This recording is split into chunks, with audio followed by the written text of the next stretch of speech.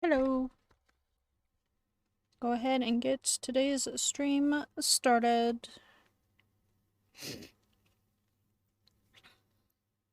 Happy Thursday. Um, so yeah, today, in honor of it being almost Christmas, I can't believe it's almost Christmas. Christmas is Sunday. I'm going to be doing a Grinch body paint. This is gonna be kind of a glam Grinch, just 'cause, it's fun. Um, But yeah, so I'm gonna start off putting quite a bit of moisturizer on, just because green body paint stings like a bitch. So I'm gonna put quite a bit of moisturizer on all over my face, all over my chest. To hopefully, not be green for the next 3 days.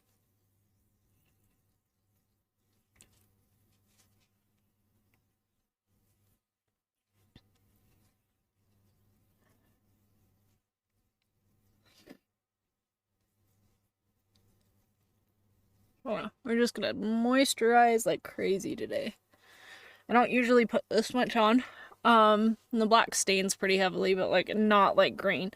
Like when I did the clown, the green that I had on there, seriously, like it was on my skin, even though, I scrubbed and scrubbed in the shower, soaped up like multiple times, it was still there for quite a while. And I really, like, I have places to go later, and I really don't want to, like, be all green. So the lotion will help a little bit. It won't be, perfect, but it'll help a little bit. So yeah, just moisturizing it. Okay. Let me actually silent my phone. I forgot to do that. I always forget to do that.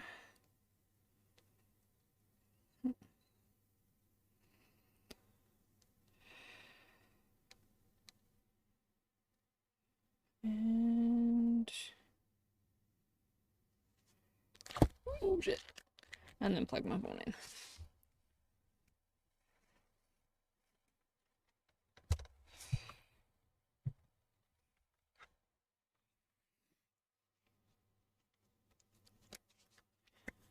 Okay. It feels pretty soaked in. Go ahead and completely cover myself with green body paint. Let's do it.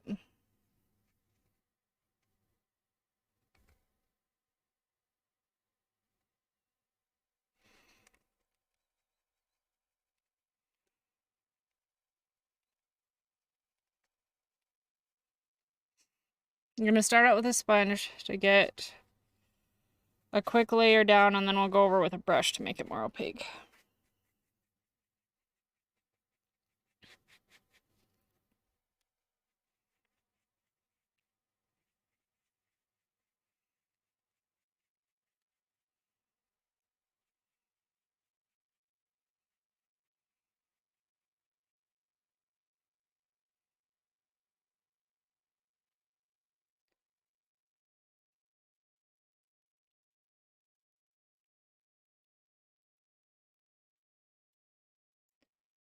Yeah, this is just a really sheer wash of green just to get a base down.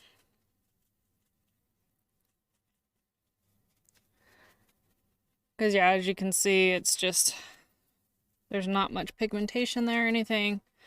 Just to get a light wash to get something for the rest of the paint to stick to.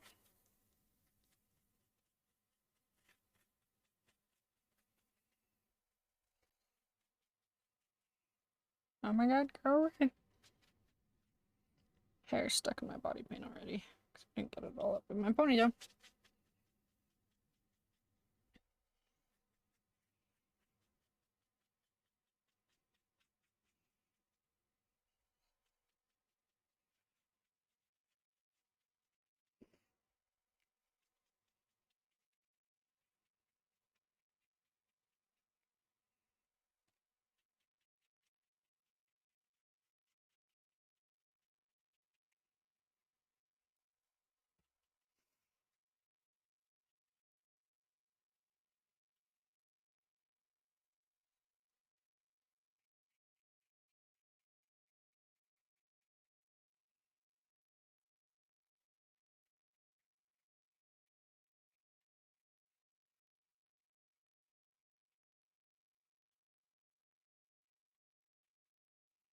I'm gonna do a wash over my face as well.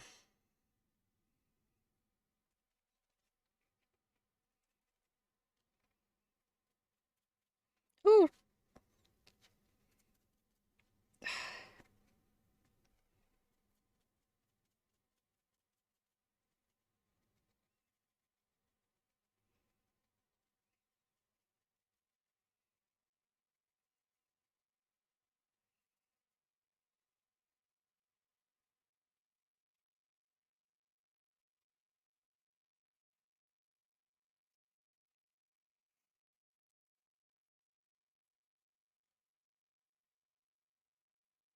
Let me actually put my septum up into my nose.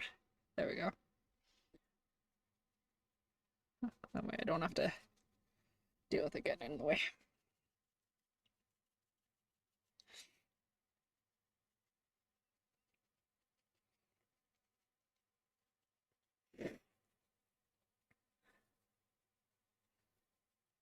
Okay. Now we're gonna go in with a brush.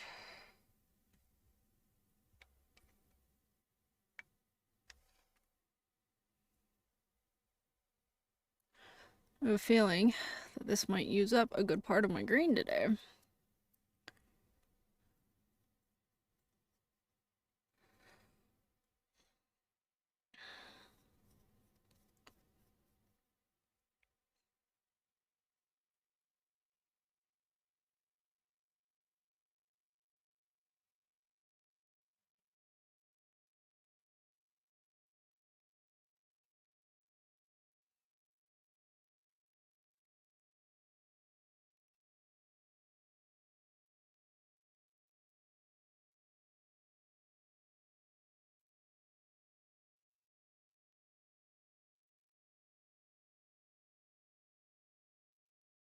I'm not gonna do like super opaque right here because I think I want to do like a little puff ball ruffle.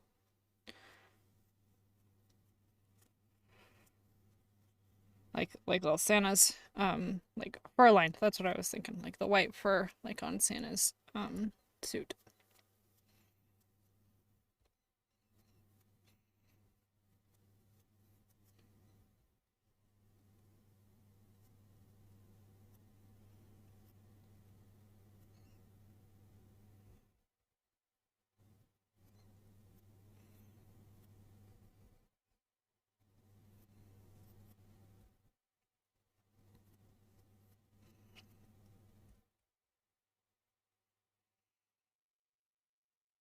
See, Margot, hello my friend, how are you? How is your day going?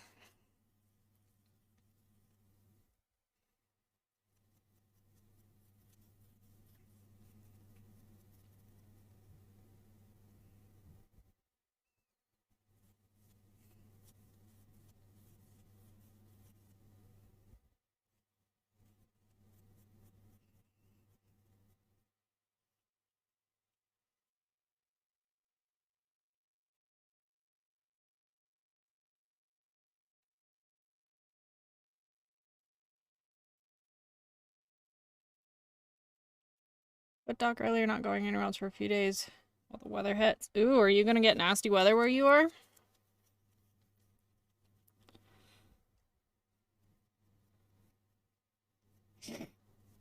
It was supposed to snow last night here, but we just got a little dusting. I don't think it's supposed to snow at all the rest of the weekend. It's just supposed to be cold. So, we'll see.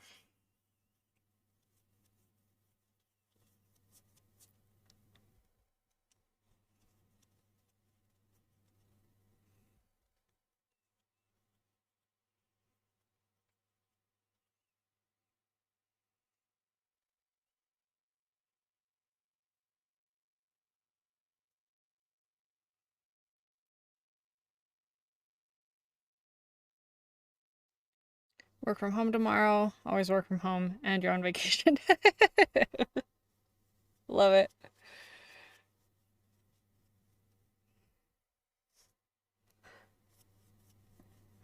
Let's see. Very toxic. Hello. Thank you for joining chat. This is an English only chat though. please, because English is the only language that I understand. So,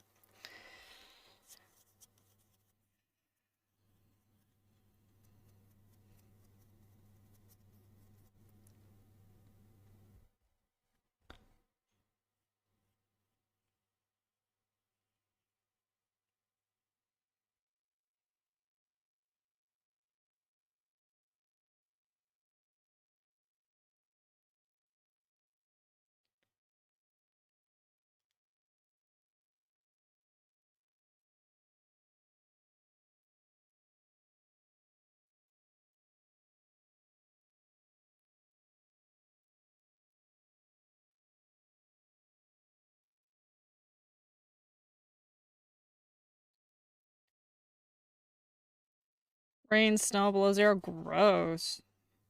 Sounds awful. Well, stay warm.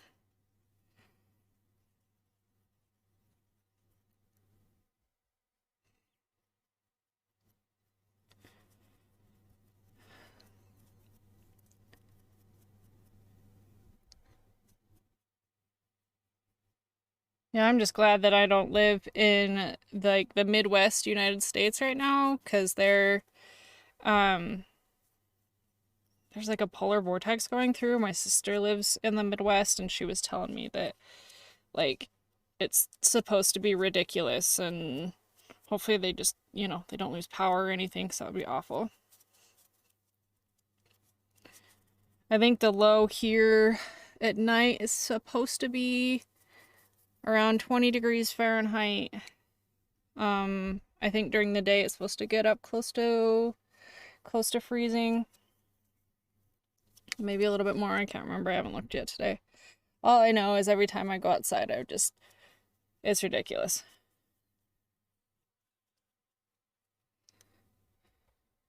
Yep. I knew I was going to use up pretty much all of my green today. I just hit pan on my green body paint. I think I'll have enough for today, and then I'll be pretty much out. I'll need to go get a big cake of it, probably.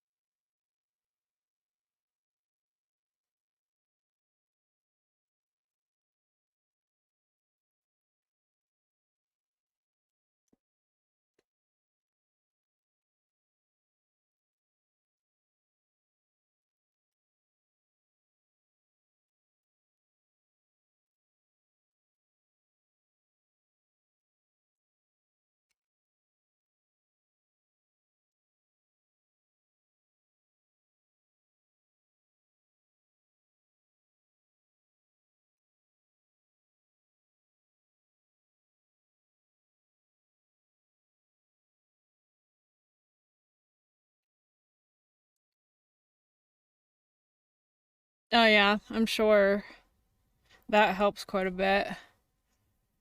Power went out the other day here for a couple hours. I don't even know why. Um, Luckily it was during the day though, and we have a gas fireplace, so we were able to at least keep a little bit of heat going in the house. I'm glad it was only out for a couple hours. There was another part in our state where it was out for a long, long time. This is just such a bad time of year for it to happen.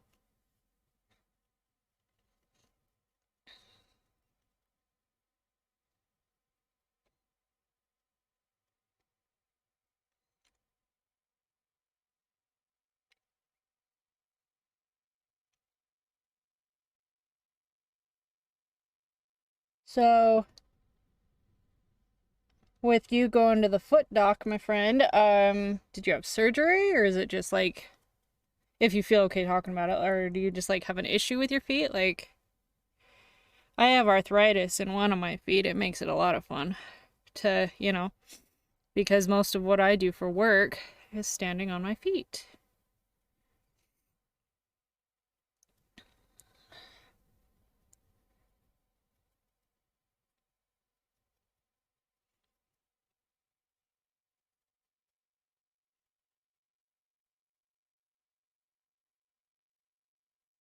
Oh, okay.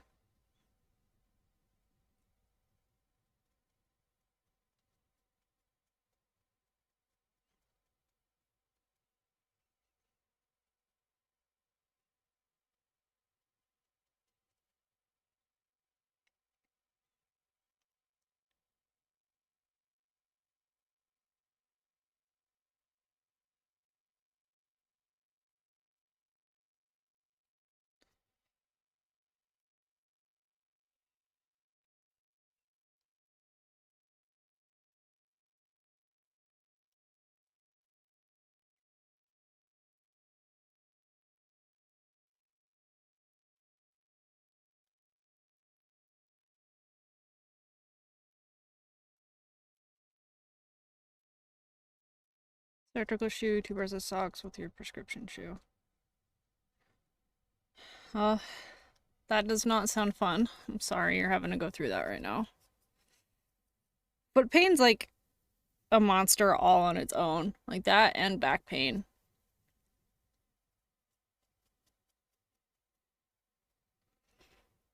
Because, it's like, yeah, it's really hard, especially if you work and stuff, to not use your feet.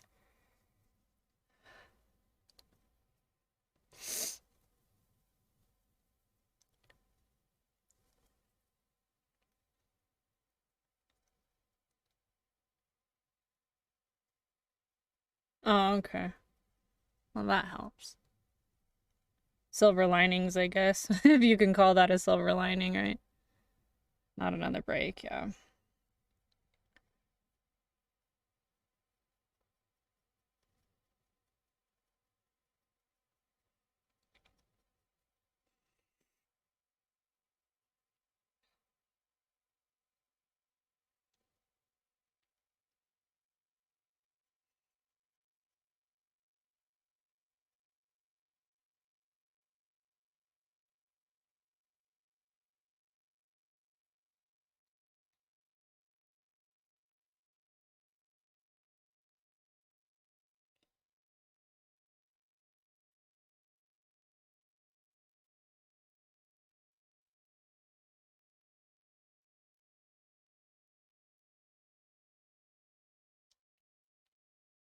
Face is almost good. How was that? I haven't watched it yet. I've been watching other stuff. My sister really enjoyed it. Like, she's a big Lord of the Rings fan, though. I mean, and I liked it when, like, I like Lord of the Rings. I like fantasy stuff, but I haven't watched that one yet.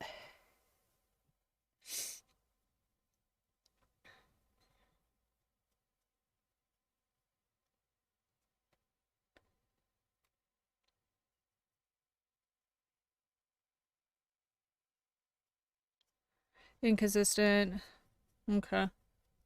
I heard it was better than the Wheel of Time series. Um, so yeah, I mean, it's on my list, but it wasn't anything I was like super, super excited about, so I've been watching other things.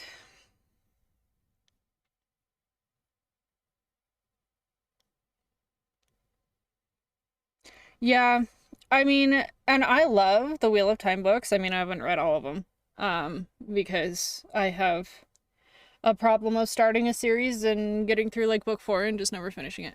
But I really like the Wheel of Time series. And I mean, I wasn't as disappointed as some people just because I don't care that much about stuff like that, but like the Wheel of Time series could have been so amazing. And maybe somebody in the future will be able to pick it up and do it justice, but the books are so good that, you'd hope that they would have done something a little bit better. And it's not like they didn't have decent, well, I mean, the kids were kind of annoying in it, but yeah, I can't remember. I think it was book 4 because I would listen to him like on my commute when I had like an hour commute. Um and I think I got through book 4 and then I'm like I'm done with Robert Jordan for a little bit.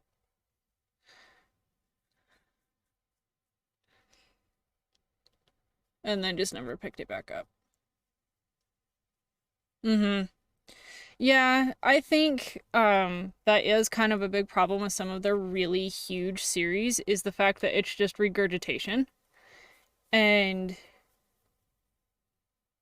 yeah, I mean, because I like Brandon Sanderson. I do. I like him. I like his works, and I was actually happy that he was the one that um finished it. Um but like I just get so sick of especially the obnoxious characters getting um like no character development and like not growing. Like one of my favorite fantasy authors is David Eddings. Um like he was the first like as a kid, I was able to make it through like the Bulgarian and the Malorian. Um, that was like the first major like high fantasy series that I was able to get through because it's a little bit of an easier read. Um, but individuals, like if you've read that, like Sinedra, she's one of the main female characters and it is just an obnoxious, childish little shit through all 10 books. But the rest of the characters grow and they're fine. It's just every once in a while there's that one character that you just hate because they're just so annoying. And it sucks in like Wheel of Time where there are multiple of those characters.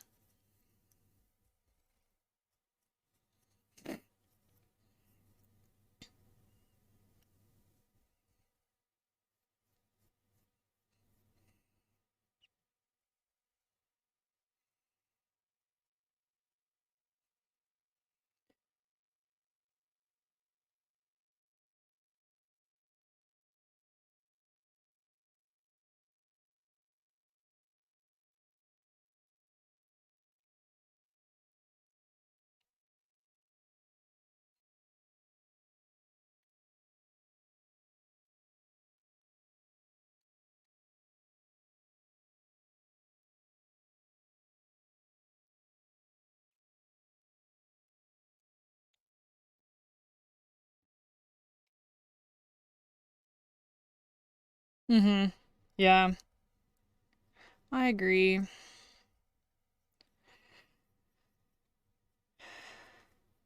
Well, and I feel that with the Wheel of Time books, there's no almost like comedic relief. Like say in some of the Dragonlance books or like in the David Eddings books, there's that one character who's just goofy and is the comic relief and it helps break up some of the monotony. Yeah, I don't know.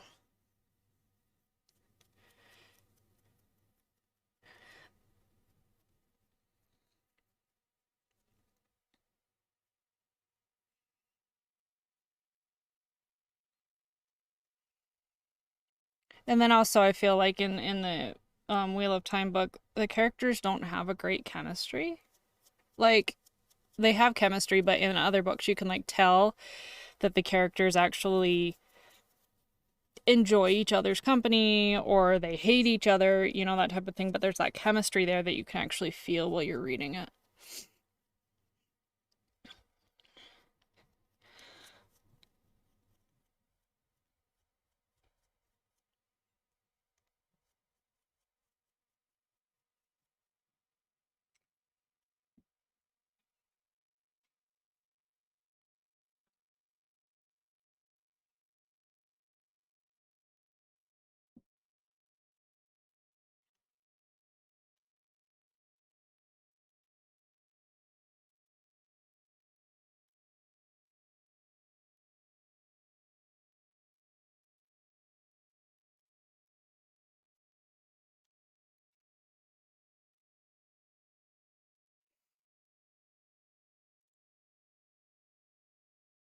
Yeah, The Hobbit's an interesting one. Like, I like it. I like Tolkien's storytelling, but I feel like The Lord of the Rings was easier to read than The Hobbit, in my opinion. Like, I think I've read The Hobbit twice. Once when I was a kid and I just didn't get it. And then once as an adult, um, around the time the movies came out because I wanted a refresher. But I don't know. Like I felt like Lord of the Rings, the trilogy was easier to read than The Hobbit.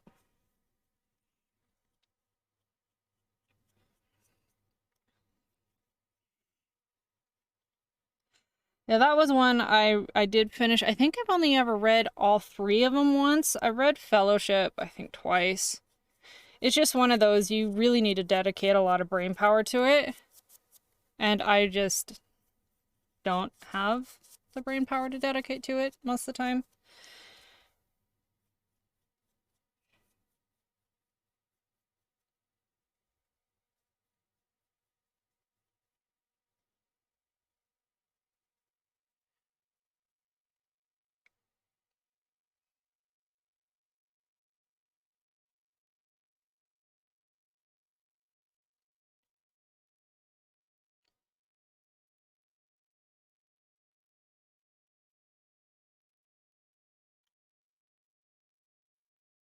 Yeah, right now, I'm just reading a lot of just like self-published like smut books just because they're easy and entertaining. Um, and then I'm listening to a couple of true crime books also. It varies what I'm listening to. And then it's about time for me to go back because it's been a couple of years for me to read a couple of my favorite books.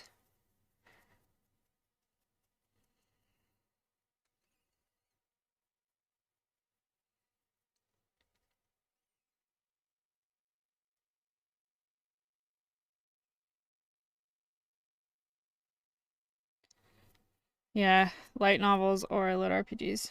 Very cool.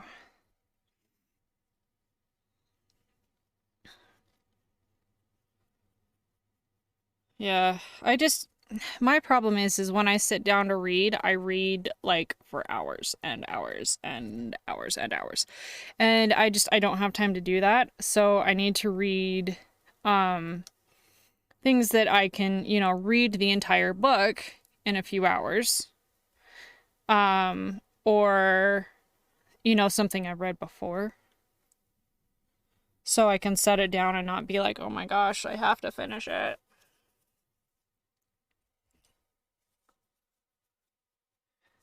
And then, because I've been doing the ASMR and stuff like that, I mean, that's kind of been tickling the reading itch because I am reading multiple times a week. But I haven't found any new books, especially when it comes to like fantasy and stuff that have really piqued my interest. I mean, I haven't looked too hard, but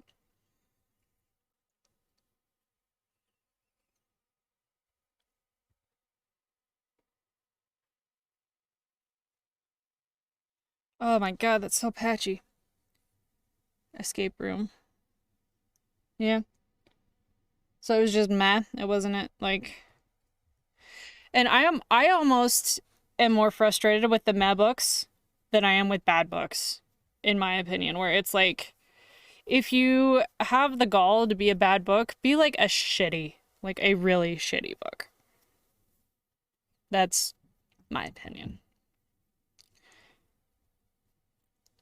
Because I mean, if it's a really terrible shitty book, I'll DNF it. But if it's a meh book, I keep reading it and then I'm just frustrated by the time I'm done. Like, why the heck did I read that? I wasted so much time that I could have been reading something better. Um, but yeah, I need to find a good high fantasy series, from a new author. Oh, I also read a lot of like the horror gore type books. Those are a lot of fun if you like the splatter gore and stuff like that. Those are fun. If you're interested in any of that, one of my favorite horror authors that really, other than like Stephen King and stuff, his name is Gord Rollo. He does a really good job writing like creepy stuff and the gore, but makes it so that the gore adds to the story. Recommended as their favorite book, and it was awful, but I kept it. Yeah. Yeah. I get that. Well, and that's why I'm like, people are like, what's your favorite book? Because I tell people I like to read, and I'm always like hesitant to tell people because I think I have a great taste in reading. But, you never know. Just like with movies. I mean, I know my taste in movies ridiculous, but with books, it's a little bit different because people are so passionate. I mean, people are passionate about movies too, but people are so passionate about books.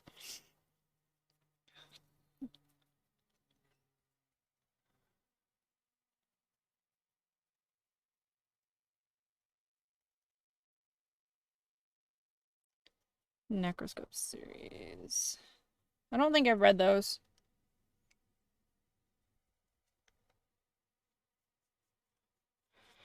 I'm trying to read Books of Blood right now because it's a shorter book. I'm having a hard time getting into it though. From Clive Barker. Because I like the movie. I love like everything Clive Barker, but that one I'm just struggling a little bit to get into.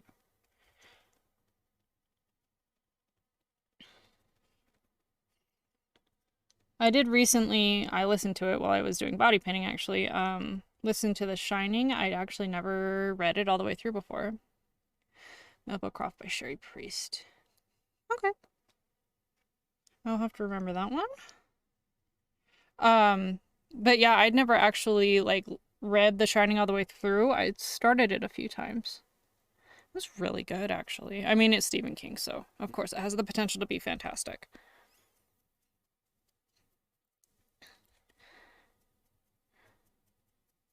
But yeah, I really enjoyed it because like I'd never seen the miniseries that is closer to the book than, you know, the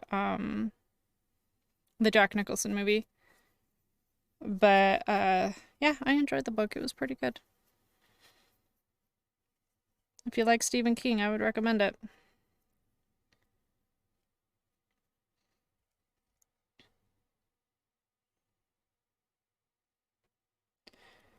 Alright, I think that's about as opaque as we're gonna get with the green body paint. And look, I've hit pan. Almost out. We'll go over, let it dry for a minute, and we'll start going over it with green eyeshadow to kind of set it and hopefully make it a little bit more opaque.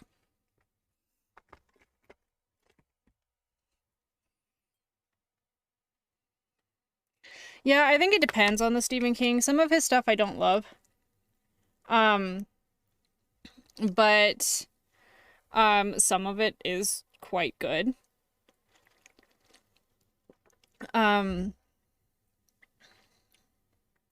Like Dreamcatcher, you could miss that one. I don't really like that one. But like Misery, one of my favorite books. I love it.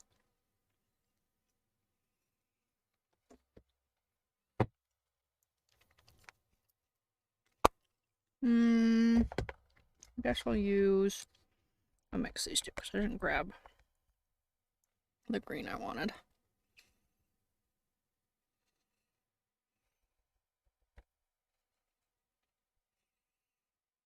Is that helping a little bit?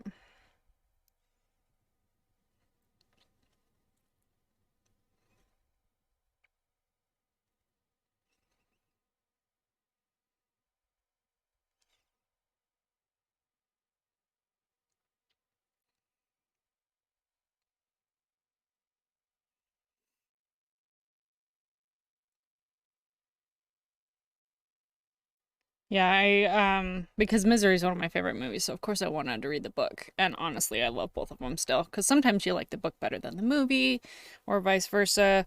But Misery was just fantastic. I loved it.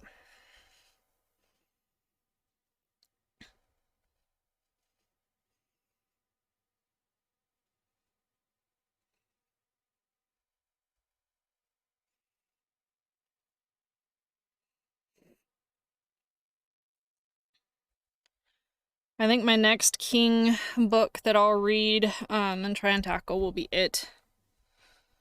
But I need to dedicate some time. Hi, Nick. How are you?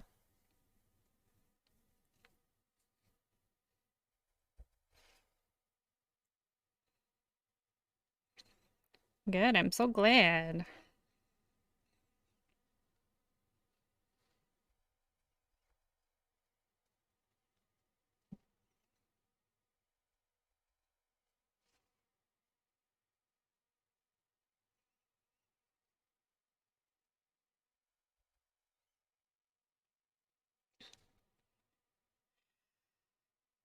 Oh, so I did go see Violent Night last week. I mentioned I was gonna go see it.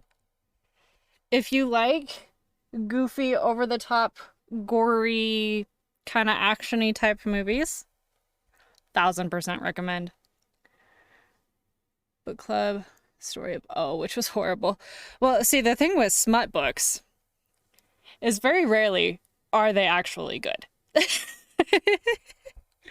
You don't read it for the writing. Like, I found a couple of authors that I enjoyed their writing, but that's how I look at it. But I mean, there's some really, really bad smut out there. I have not seen the Mean One yet, Nick. I haven't had a chance to go see that one. I did go see Violet Night. Let's see. Sherry Snow, thank you so much for following. I appreciate you. Thank you so much for joining my stream today. But yeah, Violet Night was good enough that I bought it on the early access that Prime has. I bought it and I've watched it again since, and wow, this makes my teeth look really white. It's really good, so I recommend it. But yeah, smut is kind of just awful, just in general. I'm in a couple of groups, like on Facebook, some smut groups. Man, those individuals are nuts. And like, I've read some of the recommendations in the group, and I'm like, why is this good? Not much interesting happens over the whole short book. You don't know why it's so famous. Yeah, I've heard of that one. I haven't read it. Oh, excuse me. Yeah. I'm much more into, I don't know, should I say like hardcore or like the horror erotica stuff. That's more my vibe, of course, because I'm weird, but no one else in the club read it. That's always so frustrating when you're in a book club and you're the only person that reads the book. I was actually in a neighborhood book club, and I've mentioned I live in a pretty religious area. And so I picked one of my favorite, like period books. And, like, I like, the author is Georgette Heyer. And I like her better than, like, Jane Austen. I mean, I love Jane Austen, but, like, Georgette Heyer is my favorite, like, female period author. I do really love her. And it was my turn to pick the book, and so I picked my favorite Georgette Heyer book. And, like, we go, or, like, everybody comes to my house, I feed everybody like you do with book club.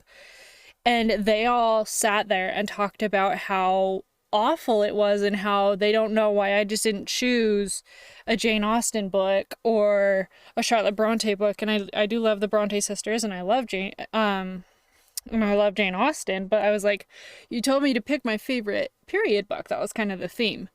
And so I did, and they sat there and just talked about how awful it was the entire time. And I was like, okay. That was the last time I ever went to book club. Or had it at my house or anything like that. And I swear, like, half the people didn't read it. I even lent out my copy and never got it back, and it was ridiculous. But yeah, long story short, I don't do book clubs anymore because of that reason. But if you like period pieces, Pharaoh's Daughter by Georgette Heyer is a good one. I'll recommend it to you guys because I like you.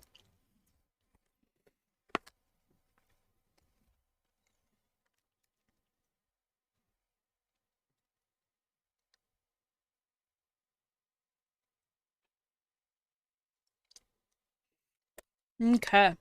That's good enough for now. I'll go in with the shading and it'll help.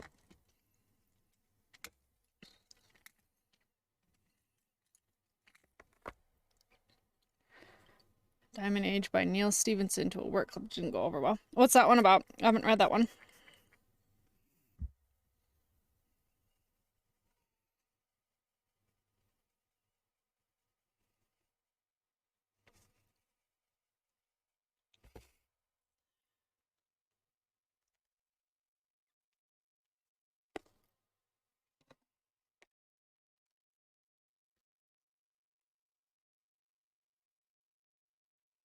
Alright, let's go through and start.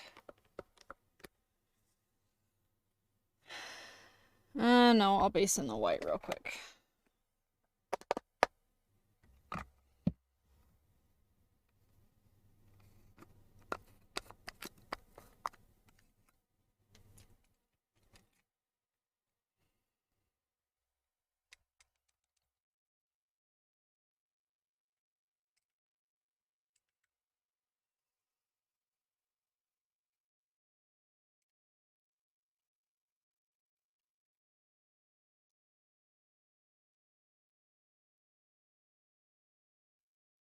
base this in, and then we'll have to do a couple layers of the white too. Snow Crash, but more steampunk and deep radius. Steampunk books are fun. I haven't read a decent one in a while, so I don't have it written down right now, but you've made a couple of book recommendations. I'm gonna have to go back and gonna have to go back in the chat and write them down because I'm always looking for new recommendations.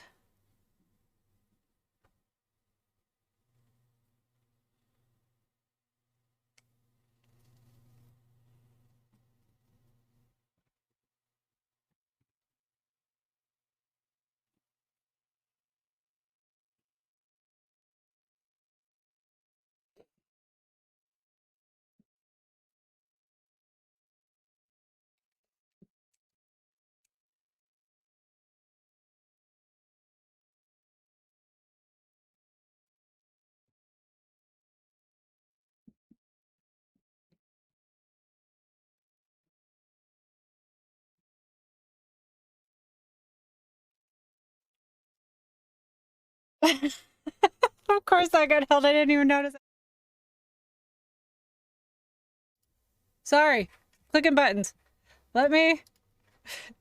You writing bad words in there, my friend. Let's see. It should be able to work as already seen, which is kind of a throwaway to me. Avoiding bad sex scenes in Snow Crash would be better. Well, see, apparently my auto mod was, you know, avoiding it as well. I'm sorry about hitting my be right back thing. I hit the side mouse button and it decided to be stupid.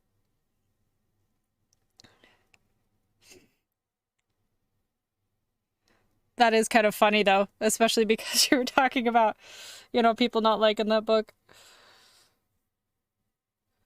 Sorry, I was not paying attention.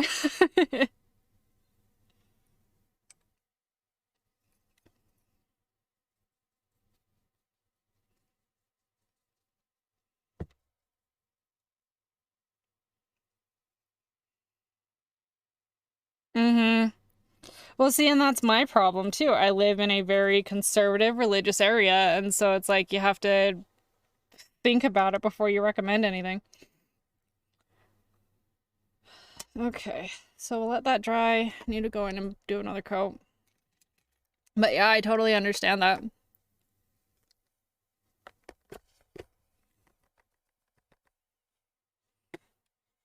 Oh, where did my... There you go.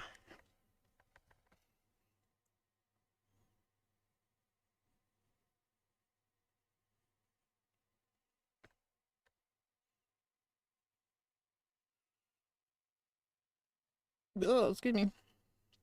Steelheart by Sanderson. That's a good one. I like that one. Was that the first Sanderson book I ever read? That may have been the first Sanderson book I ever read.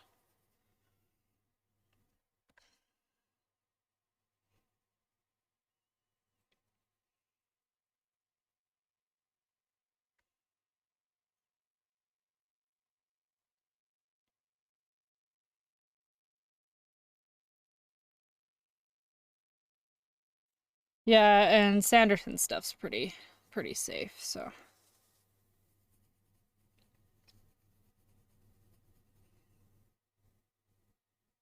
Side novella Perfect State. I think it's my favorite standard, but yeah. I've actually never read Perfect State.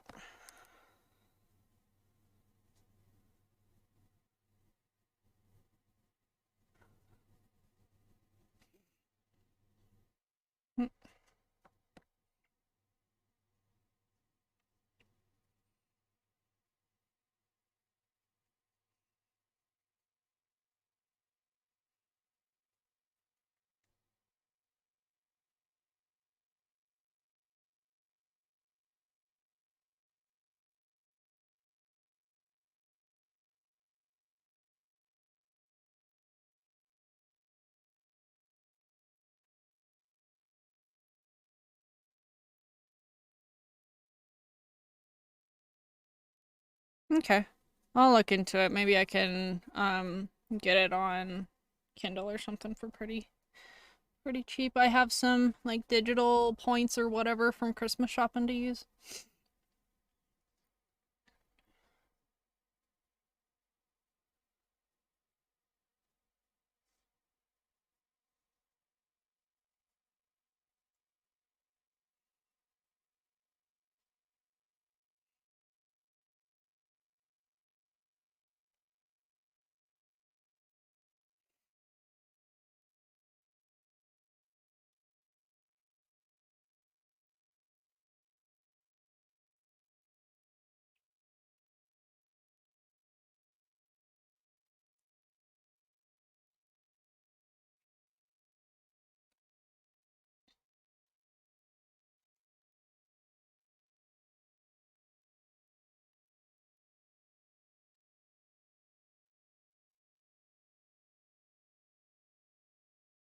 UHD discs in.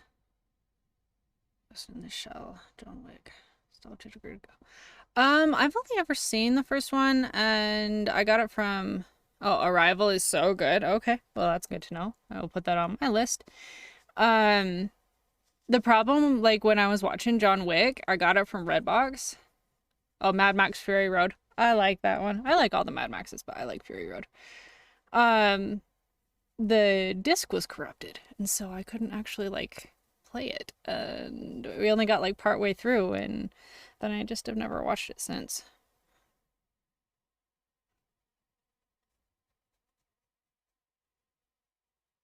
Yeah, I really like Mad Max.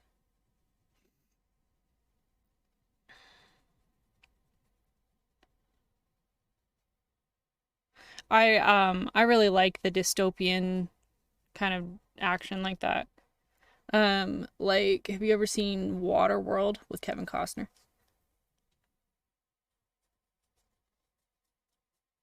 That one was really good. Oh, really? The CGI doesn't hold up with the UHD discs.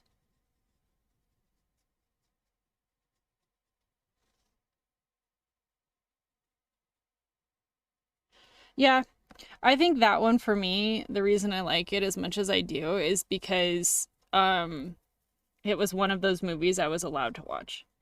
Because I wasn't allowed to watch anything like I wasn't allowed to watch like rated R movies and stuff as a kid. And so I got to watch Waterworld and I got to watch Thunderdome, which I love Thunderdome. It's such an 80s movie. Tina Turner's fantastic.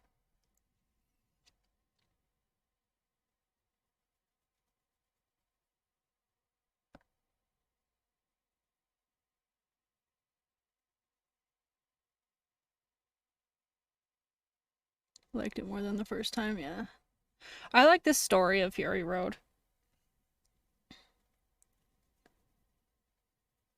And it might actually be one of my favorite Charlize Theron roles. I really did love her in that one.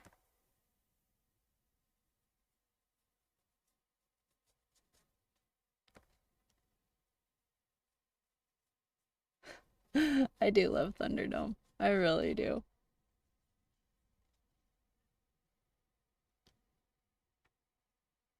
Mikey for Fury Road. No, I haven't.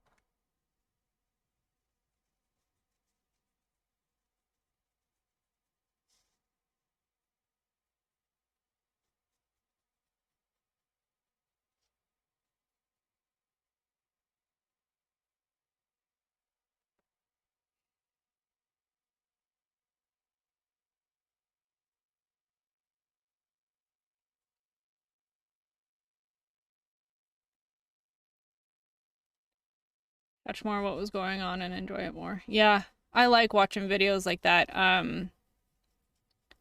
Like for a lot of the horror movies, I'll watch CZ's World.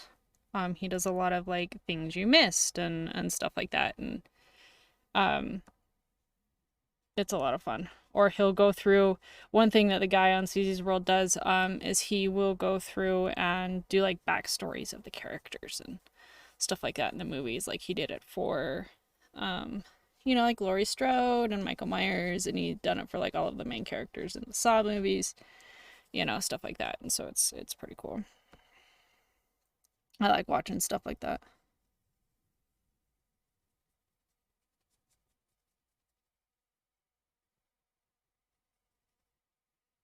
Okay, it's a good base shadow down for the body.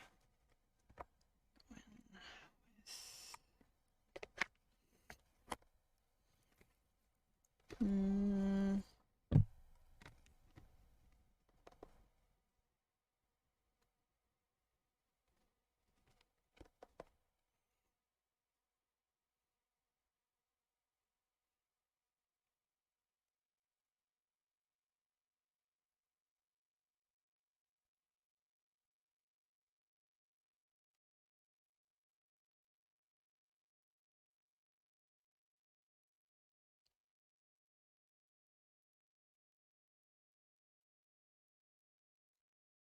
And a little bit of brown.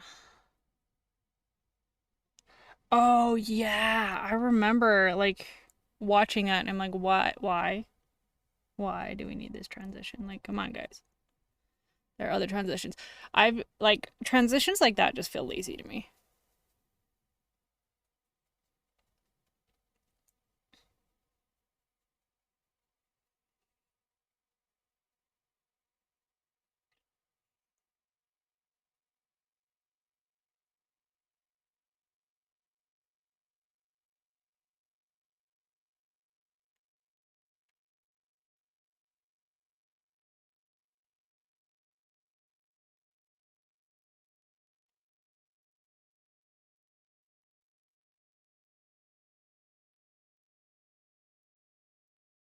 Multi-million dollar movie, famous story, but practically.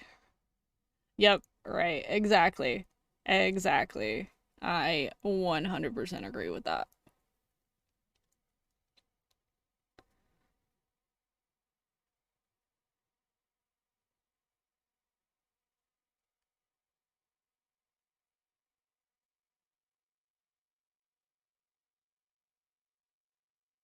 And I actually really liked Tom Hardy as Max too. He was a very different Max from Mel Gibson. Um, but I liked how Tom Hardy's Max like was almost just like insane, from living on his own in the desert and stuff like that. I really liked it. Let's see. Big Tuna, thank you so much for following. I really appreciate you.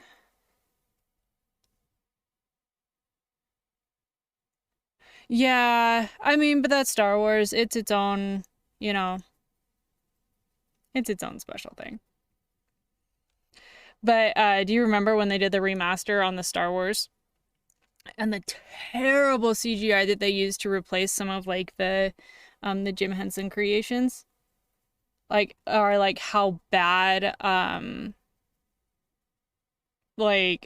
how bad like Jabba was in like the scenes that they added with Han and stuff like that. Oh, they were so bad.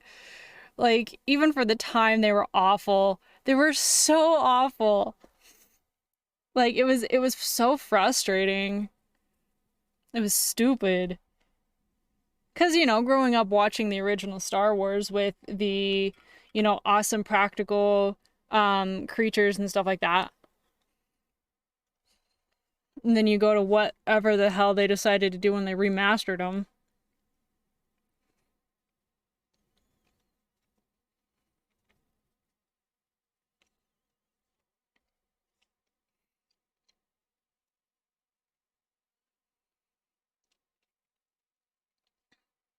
So are you gonna go see the new Avatar movie?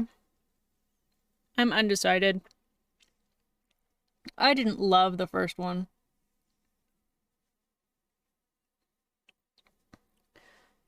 Yeah, like the other day when I went to the movie, I saw the trailer for it and I'm just like not interested in it at all.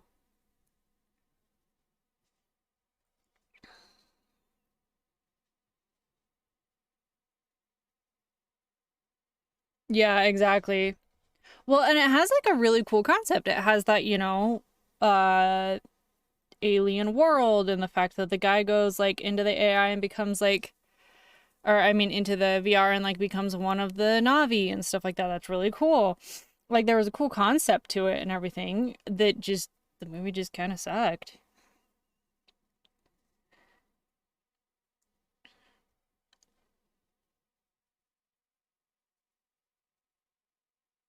Mm-hmm. Yeah. Yep, yep. Unobtainium. Yep.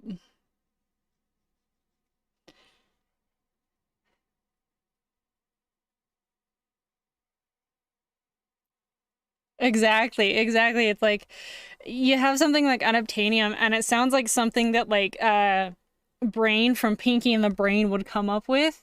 It's almost like cartoony, you know. It sounds like something that Brain was going to use to take over the world. He's gonna, create his own unobtainium or whatever. Or, something from one of the Powerpuff Girls villains. Like that sounds like something Mojo Jojo would have in his lab, you know?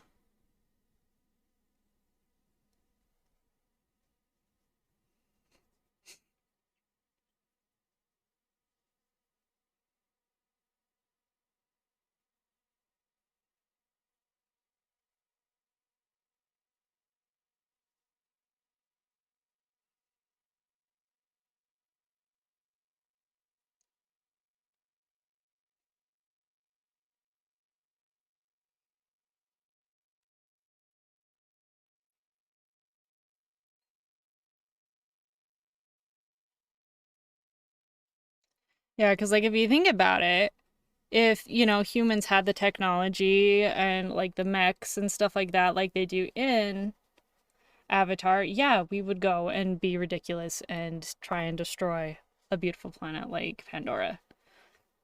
Also, another thing, why they name it Pandora, that was stupid. Um, but, you know, that's about where it ends. About where it ends.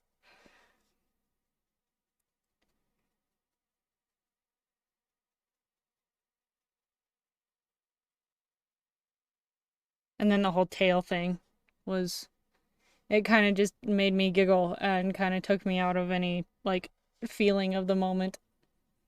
But, I'm also 12 when it comes to that type of thing.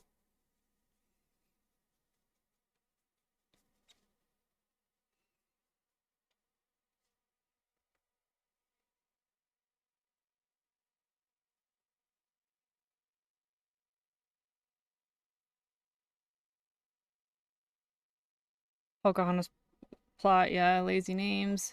Mm-hmm. Yeah.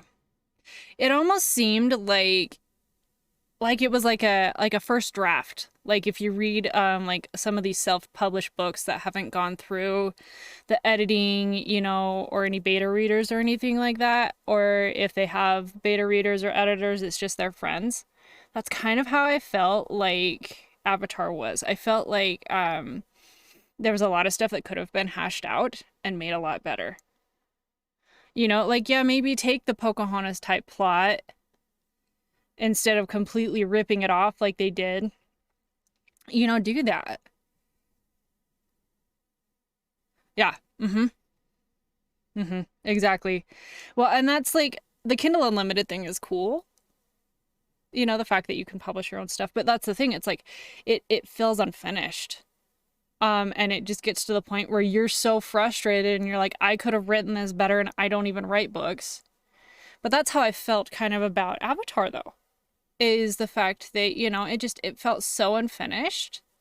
Or like one thing that I've done since I was a kid. It's like if I don't like something about a movie or TV show or a book, I'll rewrite it in my head. And I did that with Avatar and like changed some things and stuff like that. And it ended up being like so much better in my head, you know? But yeah, I feel like it was a rough draft. Mm-hmm. Yeah. Yep. I agree with you there. Nerd until it gets better editing. Yeah. The sad thing is though, is when you have like these Kindle Unlimited authors that get picked up by your traditional publishing houses or, your small film um screenwriters and stuff like that that get picked up by big studios, but they don't change at all. They don't change anything.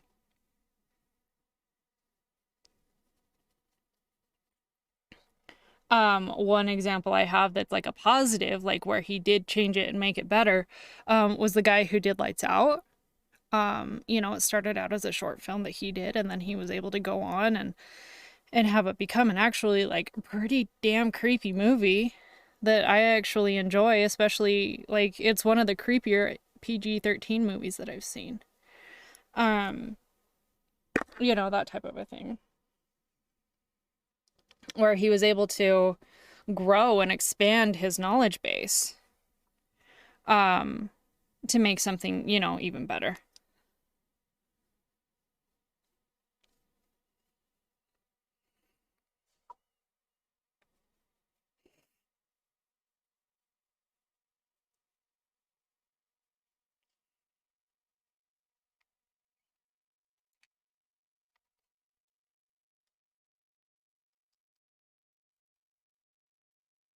What color do I just go in with this one? There's a little bit of glitter in it, but I think it'll work.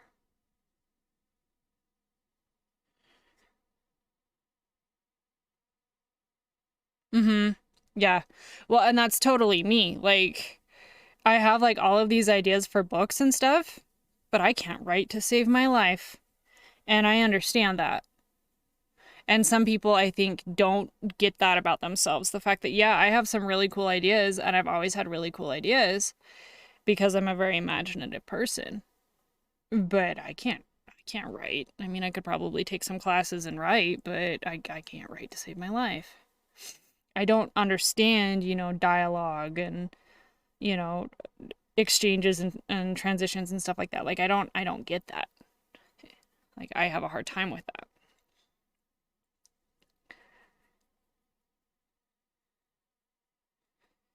And I think a lot of people don't have that self-reflection, especially with as easy as it is to, get stuff out there nowadays with social media and stuff.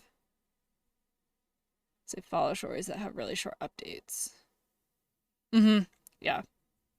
I also hate it when in both movies and books where it's like weird dialogue or weird story to like information dumps, I guess I should say, like weird information dumps to keep the story going. Um, in movies where they tell you they don't show you, you know, or in books where it's like you have that one random character that their whole reason for being in the book is to, like for example, say you have, a group of people and they stop at I don't know, like a convenience store or something like that. And then all of a sudden one of the convenience store workers will sit there and tell them the entire history of the town, you know, instead of letting them you already know this, but 20 pages, yes, and like the rehashing of stuff like that too. Like there's a book I'm reading right now where I mean it's a smut book, so once again you don't expect it to be really good, but the author keeps bringing up things like that because like she'll do time jumps and stuff, which I don't mind, especially if it carries the story along. But she'll do like random time jumps and then she'll explain something, and the entire chapter will be explaining something that happened, years past and whatever to move the story along. And then once we jump back to the present time, she explains the exact same thing again. And it's like, why did we have that whole chapter of time jump when you're just going to almost word for word explain what you explained in the time jump? I don't get it. And it's tad frustrating. Just a tad. But it's like she does have some stuff in the time jumps instances where you need to read it or you're gonna miss stuff. But it's like backstory and shit like that that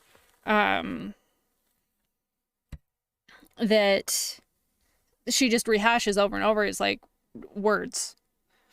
Repetitive are rarely done well. I just like jumping all over major villain, just foreshadowing. Much more interesting. Yeah. And I think like one way you can do multiple POVs is like in Game of Thrones. I thought that one was pretty good. I mean, sometimes Martin's like very wordy and stuff like that, but the different POVs bring the story along and it helps because there's so many characters. That's the way you do multiple POVs. So, yeah. I have a lot of opinions.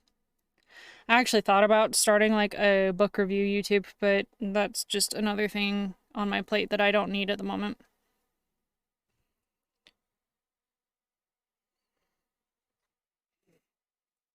Because yeah, I have a lot of opinions when it comes to stuff like that. And I read a lot of books, and I read good books, and I read really crappy books. And so I think there's a lot to be said. Wild Cards. Didn't enjoy Thrones. I haven't read Wild Cards. I'll put that on my list. And I haven't read all of Thrones either. I think I read the first book and like half of the second book. It's just they're so beefy that I'm just like it's definitely a commitment. Well, the problem with Thrones is I started reading it after the show came out. And because I never finished it and because he's so wordy sometimes that it gets really confusing, I don't know what's book and what show. Let's see. Star Fitzpatrick, thank you so much for following and welcome to my stream. I hope you're having a fantastic day today. Rings of Power keeps jumping through several POVs and I got lost even binging it. Yeah. Yeah, I heard that was an issue there. Um, you you have to really be able to like know what you're doing if you're jumping through POVs. Like I can understand, like backstories and villain origin stories, it being very important to jump to their POV and seeing what made them, or seeing like different heroes, especially if they're in different parts of the world. That's fine, you know. But you have to be able to do it. One of the few people whose POVs that I actually switching POVs that I actually, the books aren't the greatest, but I think he does an okay job. With switching POVs is Terry Brooks, like with the Shannara series. Oh my god, that's another one that needs to be redone. I don't know if you watched the MTV Shannara. It was absolutely horrendous. But I like how he would switch POVs between the characters and it would take the story along. Like he's one of those people where I was like all right with it. Or even like Tolkien does an okay job with that too.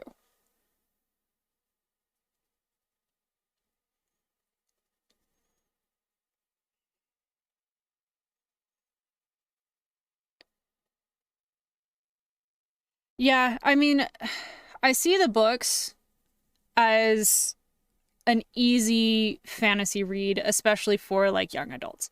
That's how I see the Terry Brooks, like the Shannara books.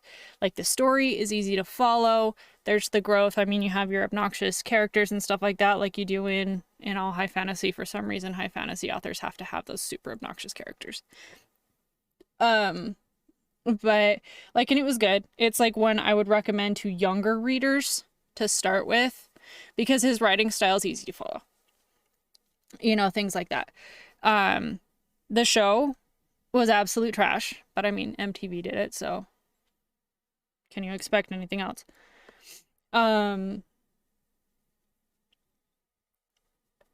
And yeah, but that's another one that could be made really cool if a decent studio and director and screenwriter and stuff picked it up.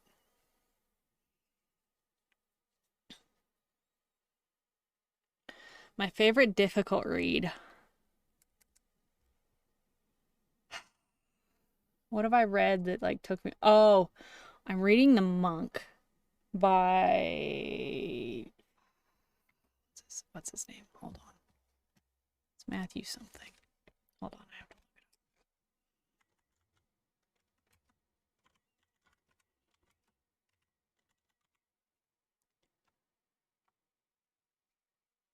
By Matthew Gregory Lewis. And for some reason, that one's a little bit like it's meaty. I mean, it's really good and I'm really enjoying the characters. But it's a meaty book. I'm actually thinking once I finish it in my personal read, I'm actually going to read it on stream for ASMR because it's in the public domain. What about you?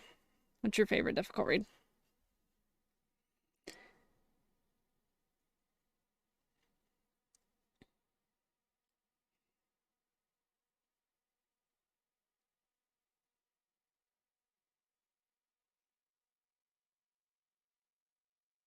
Oh, I also really like The Hunchback of Notre Dame. That one's a difficult read too. Dead Girls, Dead Boys, and Dead Things by Richard Calder. I've never read that one. I'll have to look it up. But yeah, like The Hunchback of Notre Dame, I also really, really love that one. That one's a commitment though also.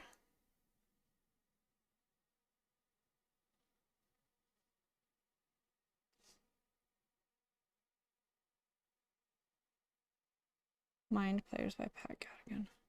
Okay. Like I said, I'm gonna have to go back into the chat and write all these down.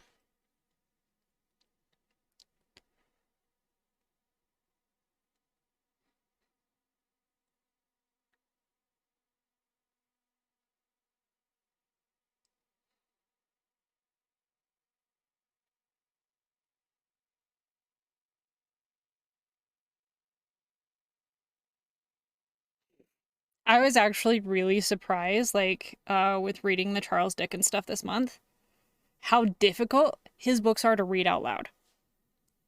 Because, I've read some of his short stories, I've read The Christmas Carol, all of that. But, like, reading The Mystery of Edwin Drood and even the stories I was reading yesterday, it's like friggin' reading Dr. Seuss. It's ridiculous. I love it. But, when you read something in your head and then you try and read it out loud, it's a whole nother thing. And I forgot how his descriptors are. Where he'll spend like 25 minutes just talking about just describing like weird shit. It's been kind of fun. It's been challenging to read it out loud. I'll say that much. I think it's pronounced Drizzt or Drizzt. That's one I've never known. I actually really like those books too. R.A. Salvatore is no, or is that Salvatore or is that, yeah, I think it's Salvatore, right? That wrote that one? Wrote the Drizzt books. I like Salvatore's stuff.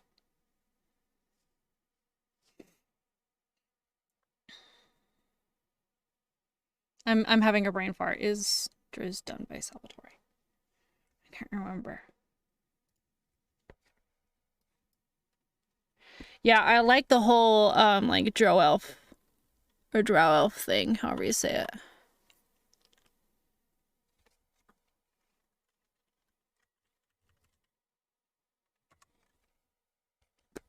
Yeah, R.A. Salvatore.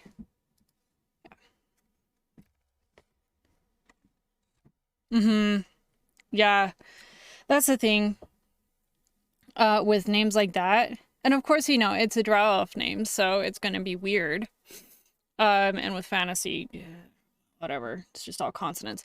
But yeah, I need to finish reading the third one. I read books 1 and 2.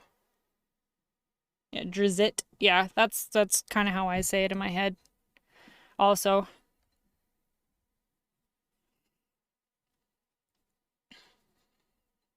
his is a very tragic story. But yeah, I read book 1 and 2. I need to read book 3.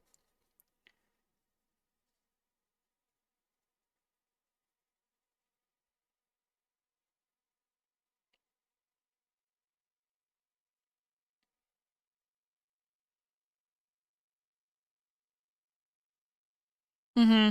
There's so many books. Yeah.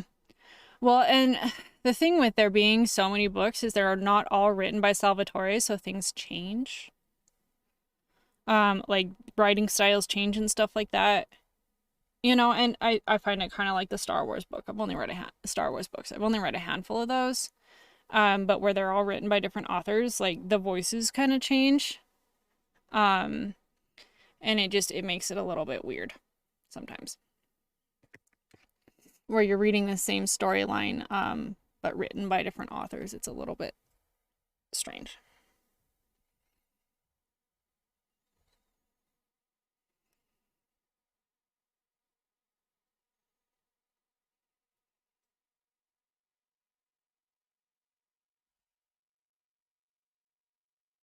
Motordank, hello, how are you?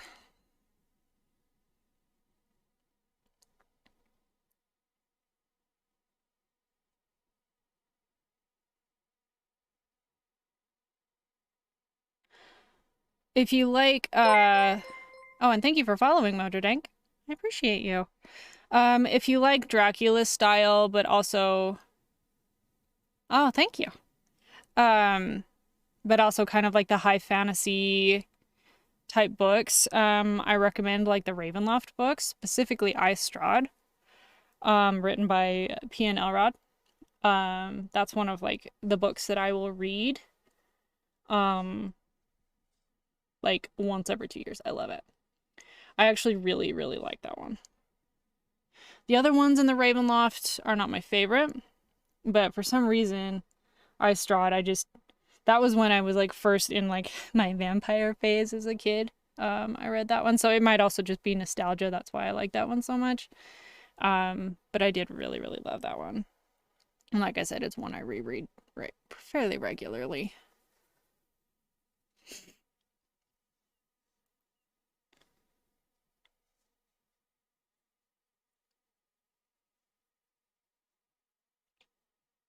Imager by Modested pretty often. Mm-hmm. Yeah. Changing gears on genres, another one that I reread fairly regularly is called The Meaning of Night. I can't remember who it's by. It's the memoirs of a murderer. And it's the story of a man in England back in the 1800s who ends up having a vendetta against this dude and practices killing people so that he can ultimately kill his enemy. You know. Let's see, Mojo Dank, thank you for the message. Michael Cox, thank you. I really, really enjoyed that one because it just goes through his brain as he descends into this like seedy underbelly and stuff like that. That one was actually a book. I had like a Barnes and Noble gift card. And that was a book that I got with my gift card. Solely based on the cover. That's why I bought that one. And it's one of those books that I read on a regular basis. Like every couple of years I'll go through and I'll read it. And I mean, that one is as good as the first day I picked it up. I love that book. And I've read a couple other Michael Cox things, and they're good. Like, he's just all around just a very good author. So, that Cadigan has some stream of conscience or anything that can be hard to read, but it's fascinating all at the same time. Well, I'll have to look that up.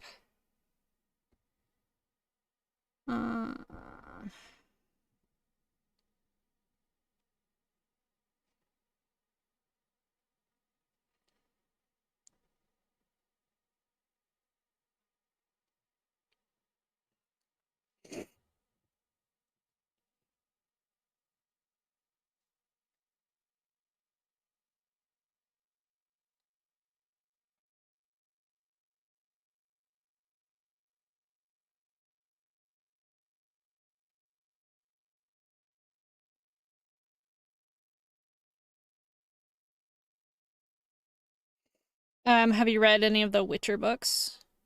Those ones are fun.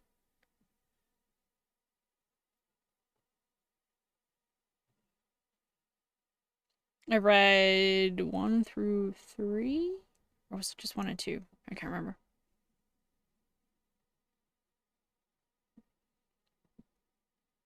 Slow Regard, End of Silent Things by Roth due to the POV. Okay. I mean, they're really... I do the audiobooks of those ones. But yeah, they're one to put on just because, I mean, I like the monster books and stuff like that. And they're easy to listen to. The narrator on Audible, I really like his voice. It's another part of it. Oh my gosh, that's something that really pisses me off too, is when you have a book and you get the audiobook and the narrator sucks. It just takes you out of it. Or when they have like bad sound editing. Like I was listening to one the other day, it was a highly recommended book. And audiobooks are just easier, you know. Busy people, audiobooks are just easier. And just like the bad narration or bad editing. Like even like in the one I was listening to the other day, I ended up returning it because like it's not that the narrator was bad, they didn't have a bad voice or anything. It's just the splicing. that they were doing. And I understand how hard it is to splice audio together when you're reading a book. I used to do that because I was doing the ASMR stuff on a podcast for a little while, you know, and a 3-hour recording would take me almost 7 hours to edit. It's one reason I don't do it anymore. And it would just if you mess up on the editing, it just completely takes you out of the book, and it's just so frustrating. So it always takes so long. That's another reason I don't do videos very often anymore either. You know, just because I don't have the money, right? Or, you know, I don't make enough money doing this type of a thing to hire an editor.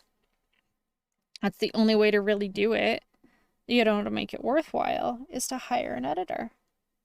Especially when it comes to sound and stuff and reading books. And like, if you've been on my ASMR streams at all, you know that I mess up reading, you know, sentences and stuff quite a bit. Media production, lots of editing. Yeah, I get that. And so, like, for me, editing down my podcast, where sometimes I have to reread sentences, unless I edit it right after I record it, I don't remember that I messed up. And so I have to go through and I have to, okay, I messed up here. And then on some sentences, like reading some books, like there's a chapter in Dracula where Stoker writes the, you know, the like Cockney accent phonetically.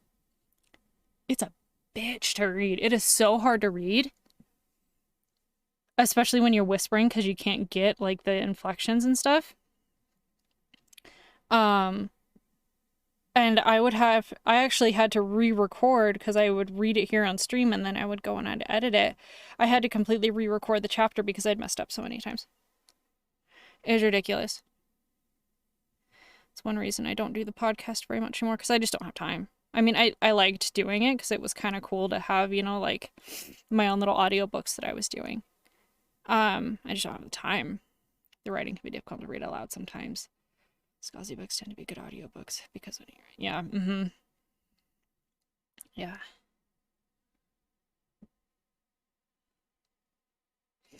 Because, yeah, like when I've read Dracula in my head before, like, I'm glad he has that accent, because it makes sense, you know, as you're reading it and things like that. It makes a lot of sense to have the character speaking like that.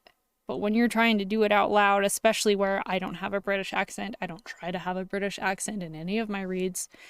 And then going to like phonetic Cockney wording and trying to read that out loud, especially because my mouth, it just doesn't shape words like that. It was so frustrating.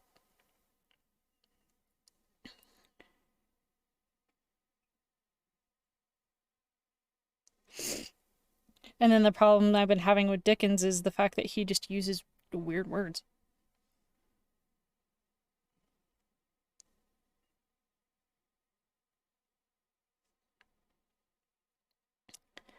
I'm planning on doing Poe soon, and his is going to be the same thing. I'm going to struggle quite a bit. I mean, I love Poe, though, so I'll suffer through it.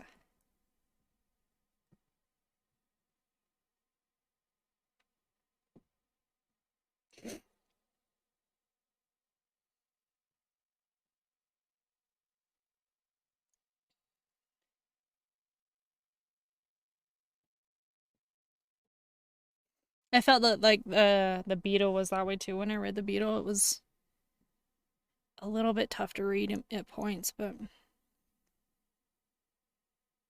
Yes, yes. I love Terry Pratchett. That's one we haven't talked about. I love Terry Pratchett. And Neil Gaiman. And when they're together, it's even better.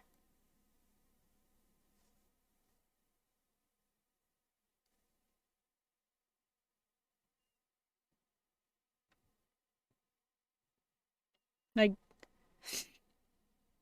yeah.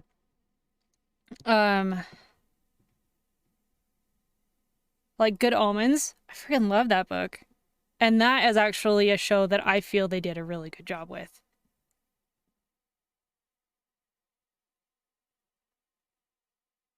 But I am a huge David Tennant stan, so...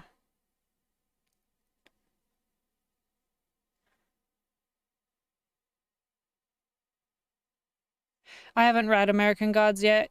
I actually have it on hold at my library. I wonder if that hold expired. It may have expired. It took me a little bit to finish it. I would recommend it, especially if you like David Tennant and his comedy. It's just one of those, it's an easy watch to kind of put on in the background, in my opinion. One I need to finish watching is Sandman. I started that with my partner, and we just never finished it. Yeah, I liked it. And it's not that I didn't like Sandman. What we've watched, I've liked it. Just I think that's what we did. We started watching House of the Dragon, I think, and we just never finished watching Sandman. Didn't do anything for you. Do you like graphic novels usually?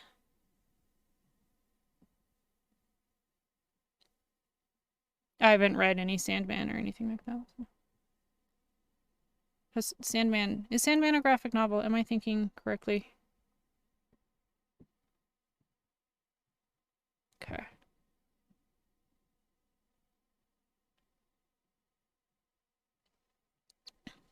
Yeah, I haven't read many graphic novels. I've read some manga that I really liked, but I haven't ever read any seriously read any graphic novels.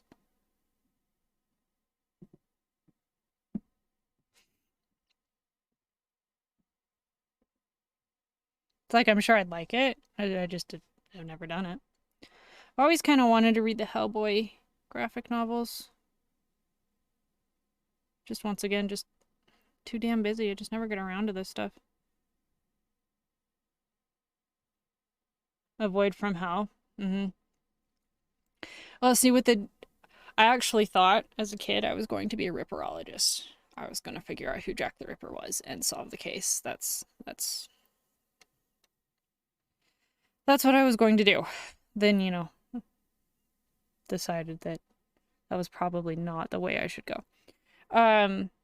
So I'm pretty picky about my Jack the Ripper stuff. Although the Jack the Ripper manga is one of my favorite manga. That one's a lot of fun. But it's a different storyline, he kills demons instead of it being more yeah.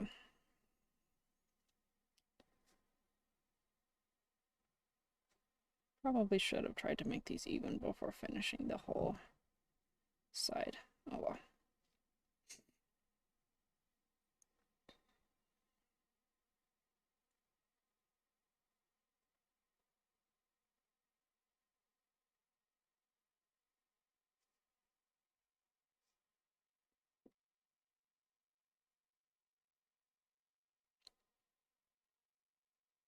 Many are by someone who turned out to be a trashy man. That's always the worst. Both with actors and authors, Like with freaking J.K. Rowling. We all grew up reading Harry Potter, right? And now it's like, ugh. Just, ugh.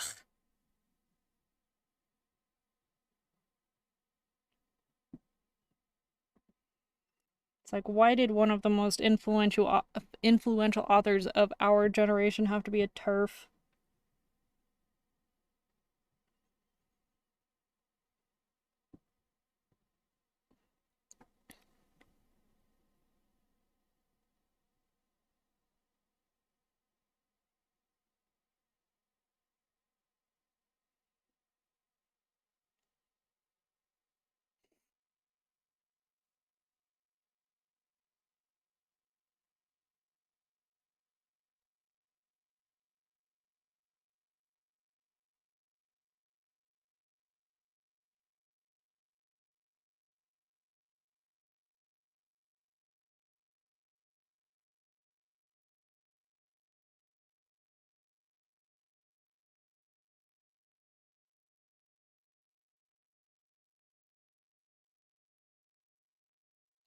Yeah, and then it's just hard to separate them, like their work from them at that point.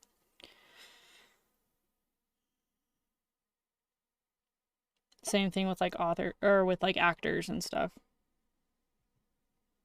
Like Kevin Spacey used to be one of my favorite actors, but now every time I see a Kevin Spacey movie, I'm like, God damn it, he's a sleazebag. And like American Beauty, I loved that movie. Mm-hmm.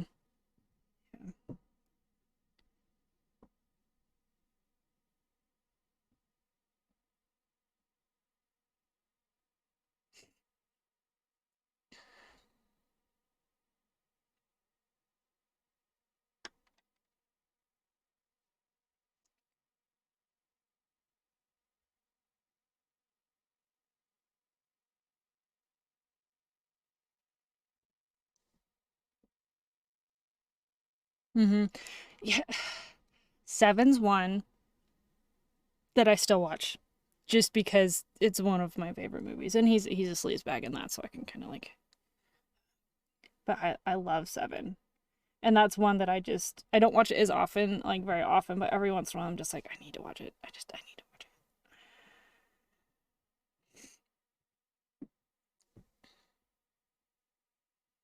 And I love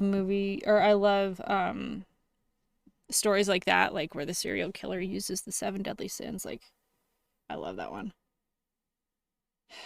Yeah, Baby Driver. It just sucks.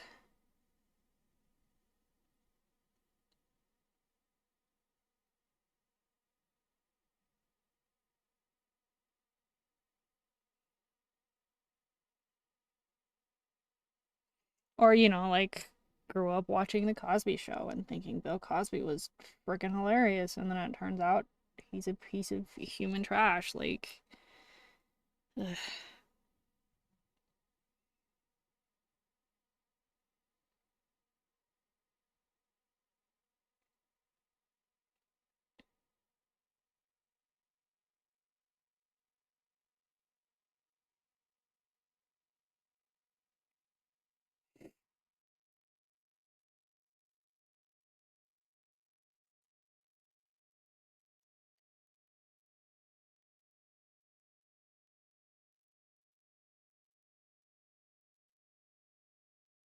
Exactly, because he was meant, or because he was known as that like wholesome like dad figure, right?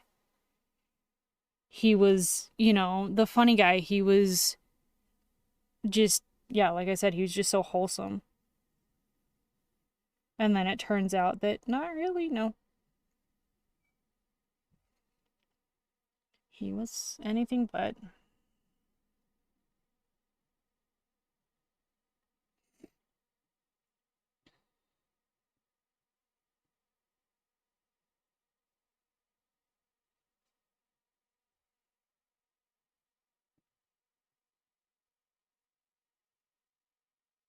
Yeah. Well, like as a kid, we had like a DVD of like some of like one of his most popular bits and stuff like that, and I would watch it and quote it with all my friends and stuff like that.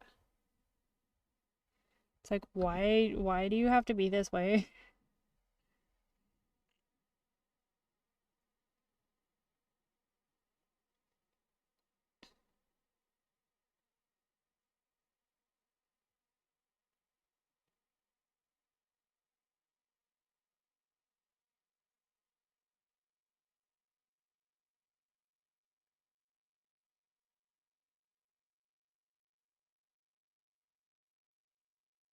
That was mostly even.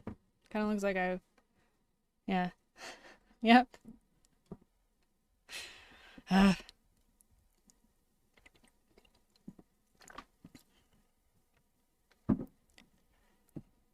The Jeffrey bit was one of my favorite of his.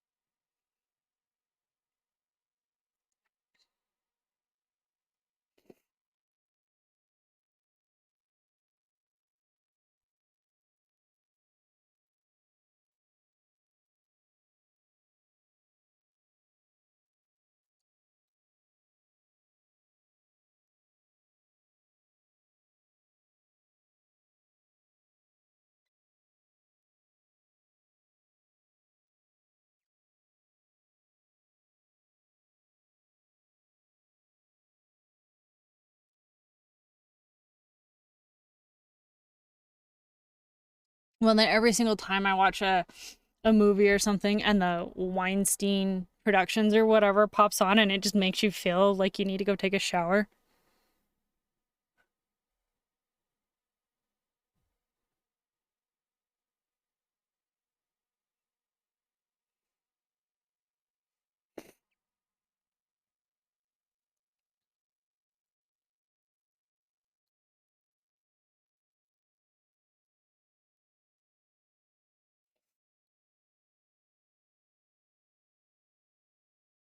Cool. That's looking pretty good. I'm liking how the skin flaps. I guess you call from the smile they're looking. I think they're looking pretty good.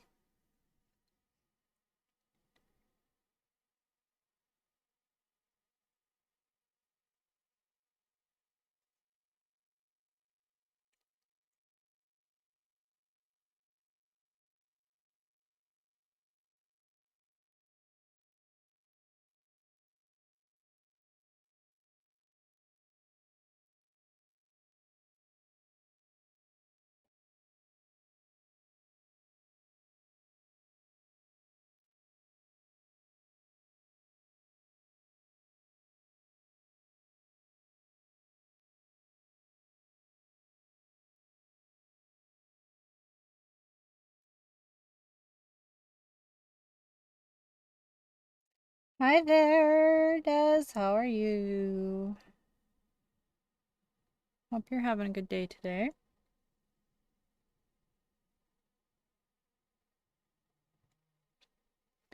I'm good.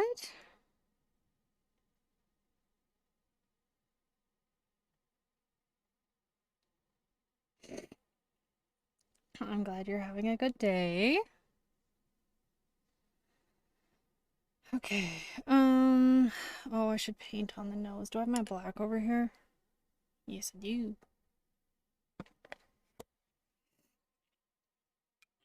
I'm freezing. I'm so cold right now.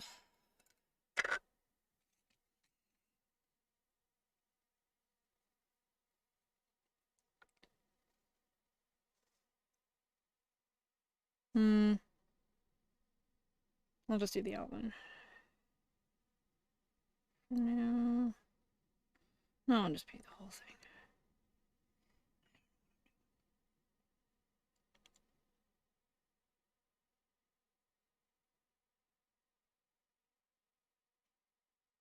I 3 months? Oh my god! Oh my god! Has it really? You've been here for a while, my friend. I appreciate you. You're amazing. And thanks for resubbing.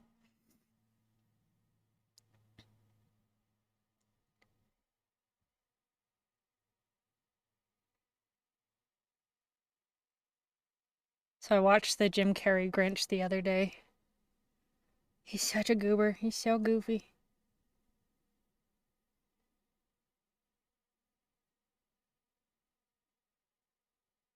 Yeehaw!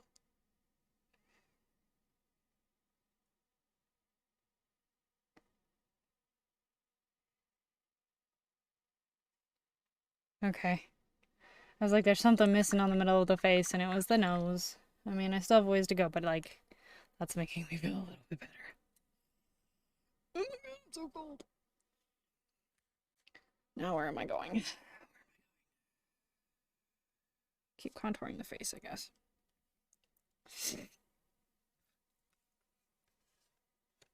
I remember. So happy that you've stayed hanging out with me. Very cool.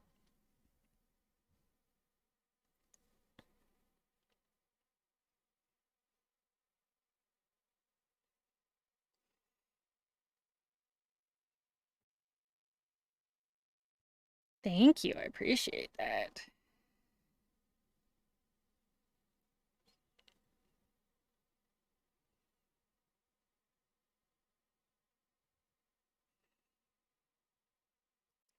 I figured this one would be a good one for Christmas. And then also this one will be a little bit faster than some of my other ones. Like that freaking Sally one that took me like 6 hours. Oh my gosh. Because I have some stuff I need to do. Need to run to the store. I mean, it's the liquor store, though. I have to run to the liquor store. Which means I don't have to. But I really want to. Freaking looks like I have Spider-Man in the middle of my face. Oh, thank you. But yeah, I have to run to the liquor store, which is going to be obnoxious.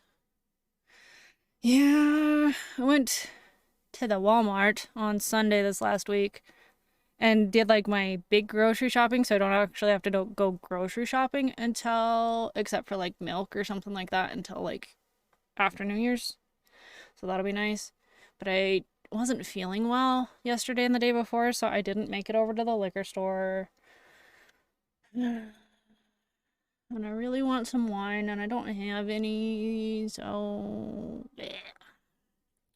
And then I need coffee. Of course, I didn't realize that I needed coffee. And coffee is a necessity. The alcohol isn't. Coffee is a necessity, though. Cannot survive.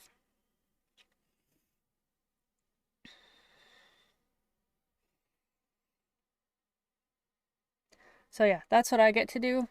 That's one reason I put so much moisturizer on at the beginning of the stream, so I'm hopefully not green when I go over.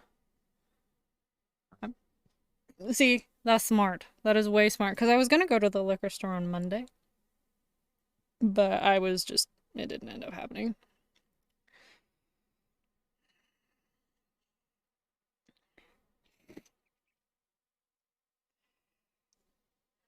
And of course, they probably, like... I know one of the liquor stores near me, their hours are a little bit different this week. So I might have to drive around. And I live in an area where I can't buy booze at the grocery store.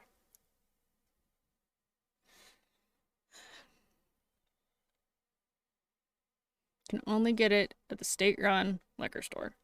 It's my favorite.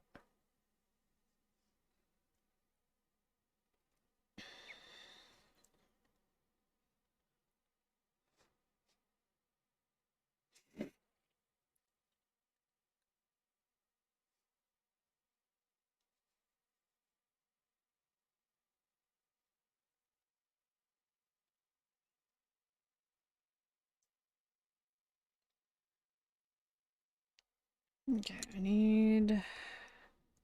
I'll turn my nose a little bit. Yeah, I really enjoy coffee. Like, I do. I really enjoy coffee. And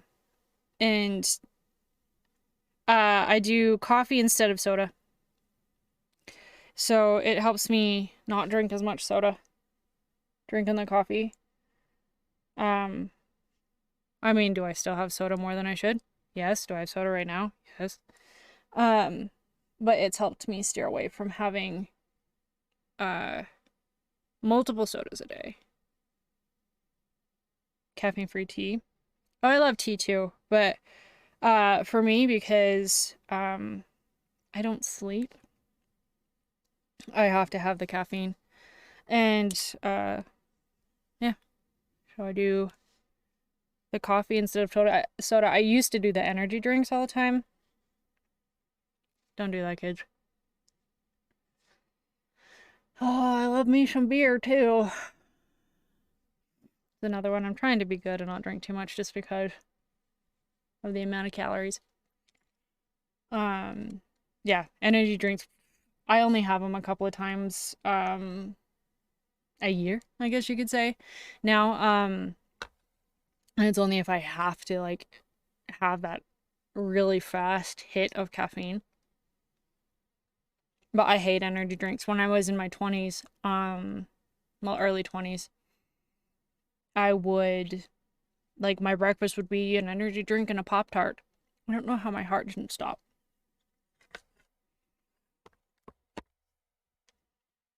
That was not good for me.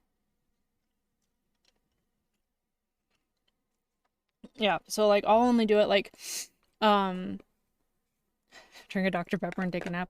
Yeah, it takes quite a bit of caffeine to, like, get me going and wake me up and stuff, but...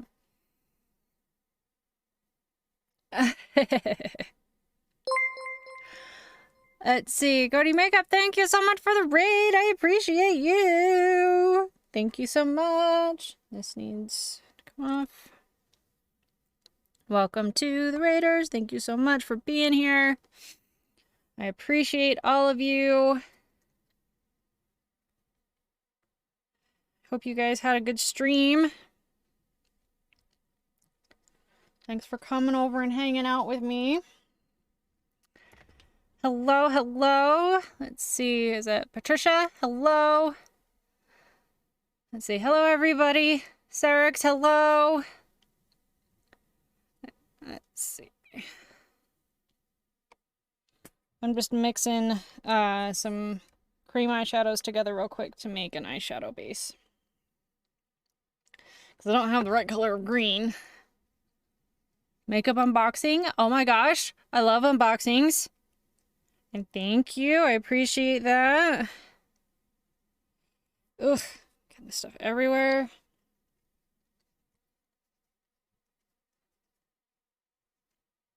Yeah, so I'm gonna be mixing two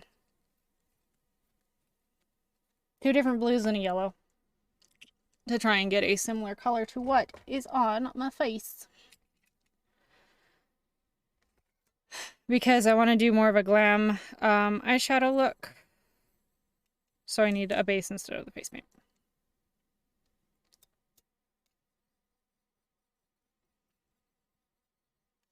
Oh, and look at that. Close enough. See? Close enough. Sweet. I love it when that works. Didn't even need the darker one. Oh, I need to wipe this off or I'm going to stick my hand in it.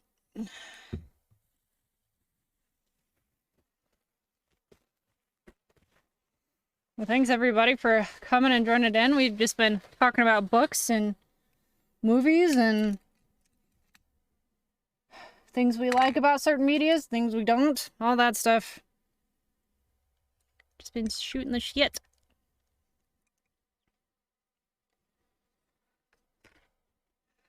Because I am a gigantic nerd.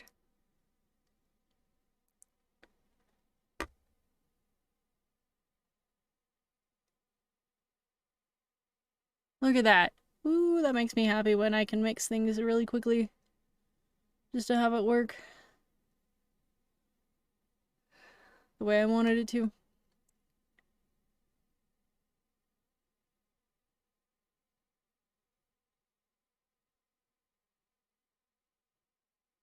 So yeah, how's everybody doing today?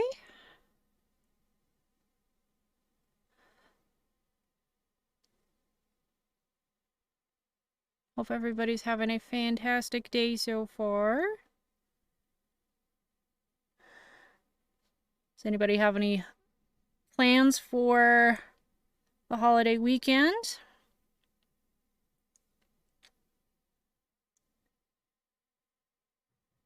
But yeah, we were just, our most recent conversation that Seymour and I were having where we were kind of talking about, like different times in media where you may really love somebody's work and then they come out as kind of like a trash person and it makes it really sad. So that's what we've been talking about today, and like different books that we like and books we don't like and all that stuff, so.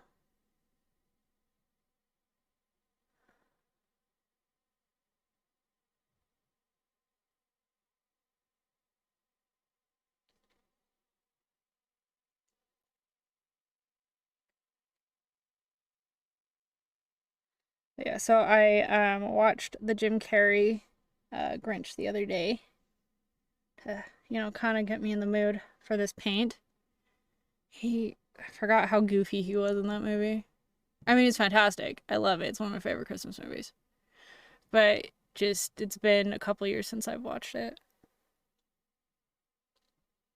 I just forgot how goofy he was.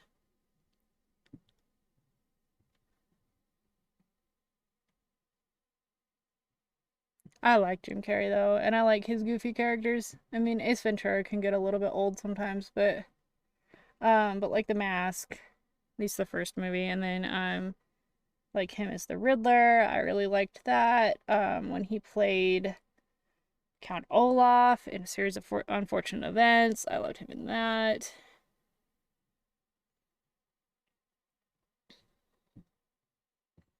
I actually think he did a really good job as Count Olaf. Like I liked Neil Patrick Harris in the Netflix show, of the series of unfortunate events, but I think I liked Jim Carrey as Count Olaf a little bit better. Let's see, Tinkerbell, hello, thank you, for your comment. Unfortunately, I only understand English, so if you could repost your comment in English, then I can respond to it a little bit better.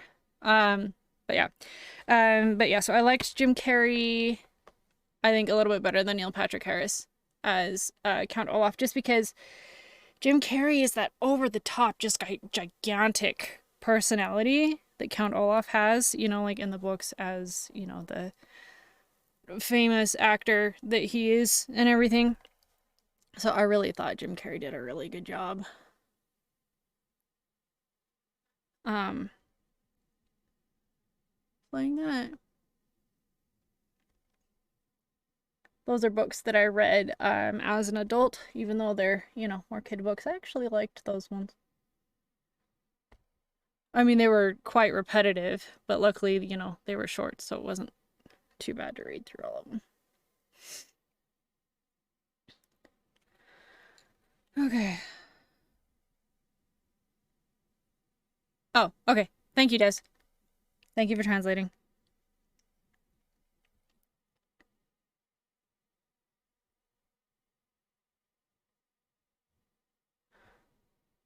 You made some progress in 3D modeling base head for my character. Oh, that's amazing! I'm glad you made some progress. So, you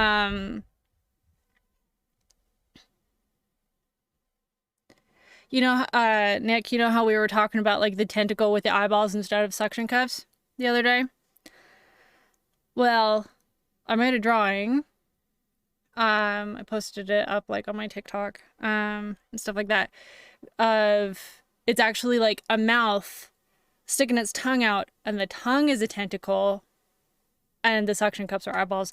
It was amazing. I love it. It's one of my favorite things.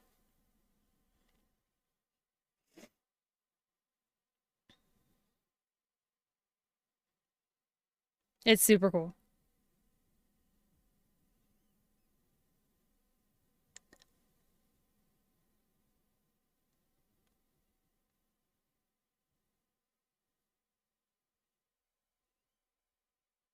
And I am 100% giving you inspirational help credit for that one.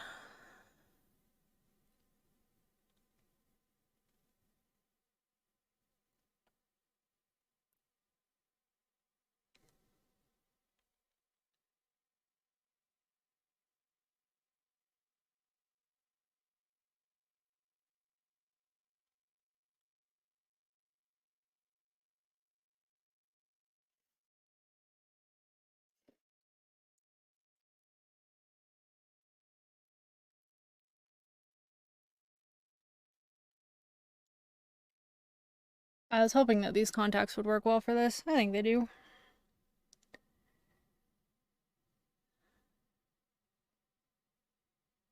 I think especially once I get the eyelashes and stuff on. Because they're a little bit intense. I want to say these were like... it's on my art TikTok. I don't know if I have it linked anywhere.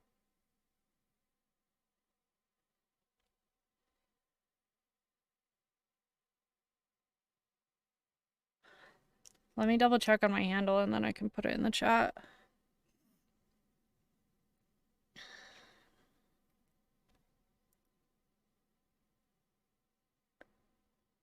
But yeah, it turned out really cool.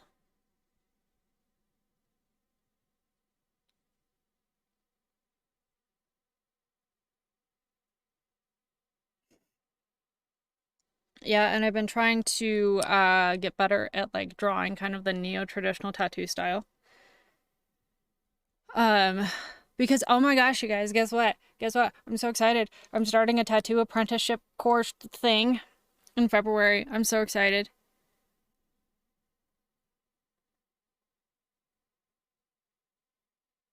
Oh, I would love to. Yeah. I'd love to see it. If you want to send it to me on Instagram.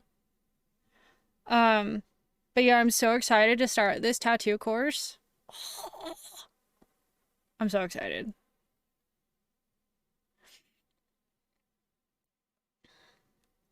And so I've been drawing like crazy lately.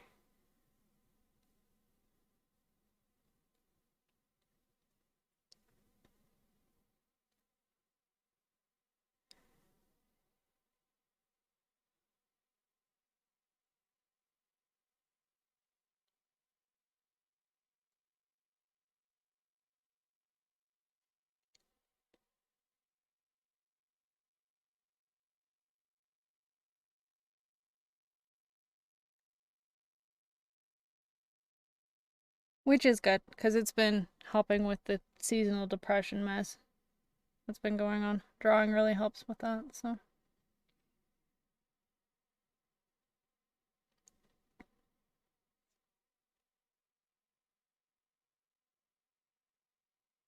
I've just decided that being creative in general helps with that because even just coming here and body painting with all you guys, like it's really helped with like my slumps and stuff that I get in. A little community here. It's so great.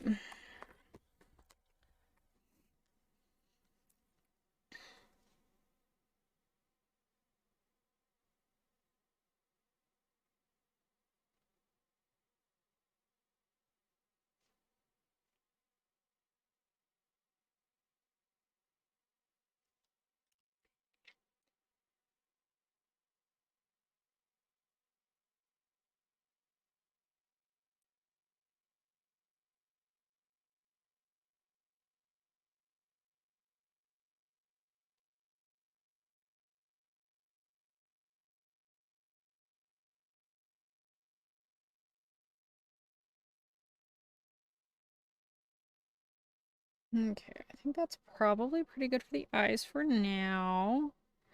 And then, of course, I'll go in and finish it at the end when I get into the highlights and everything. Maybe I'll put a little bit under the eyes. Make it nice and smudgy.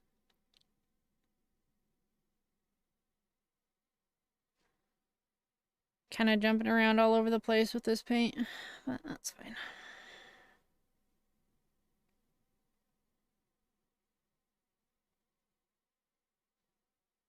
Start with this under the eyes and then go from there. So we're around the 2 hour mark. I am going to take a quick break. Okay, yeah, I'm gonna take a quick break. I'll look at it on my break real quick. Because, you know, potty break, all that stuff. I'll be back in probably about 5 minutes. Make sure the dogs are alright. Let them out if they need be. I'll be back in just a few minutes. Listen to the chill tunes we have going on. And yeah, I'll be back in just a few minutes.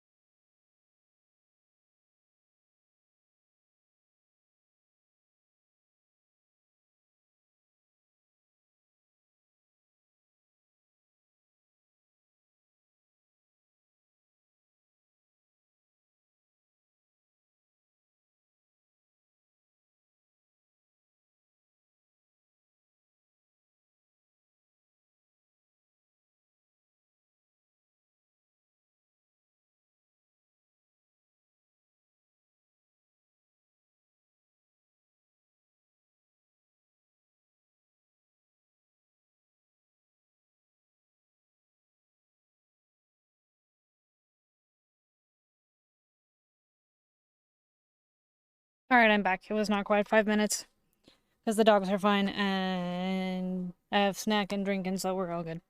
Hello. And does you redeem some channel points? Oh, Nicholas, I looked at that. Looks good. I like it.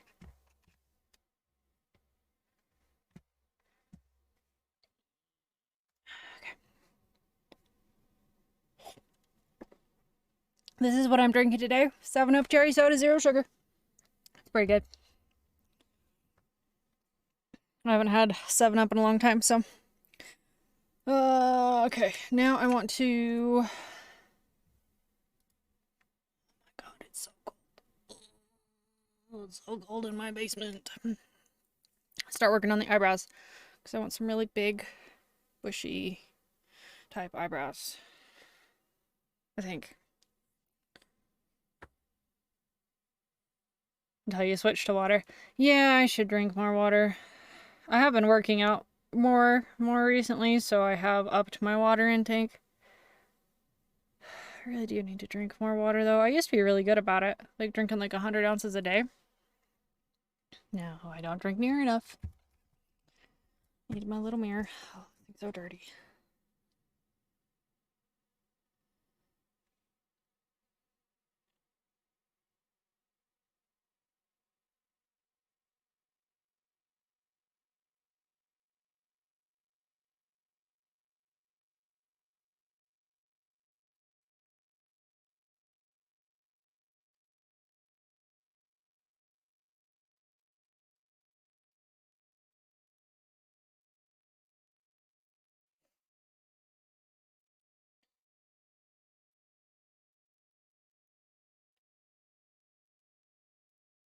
Alright, I am definitely gonna need to darken it up, but that's good for the shape of that one.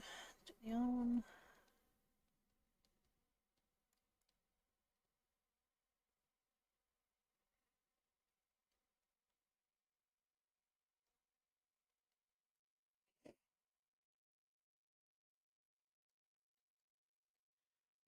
And then I think I saw this body paint, a Grinch body paints where I'm getting a lot of my inspiration. She had these really cool, like almost like curly Q eyebrows. I think we're gonna try that.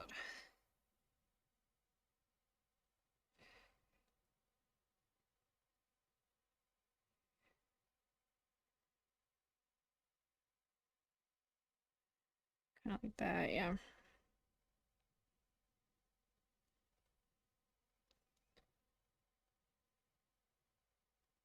This video I enjoy listening to sometimes relates to this paint.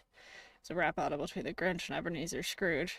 I guess parents by Krampus. That's so fun. I love that.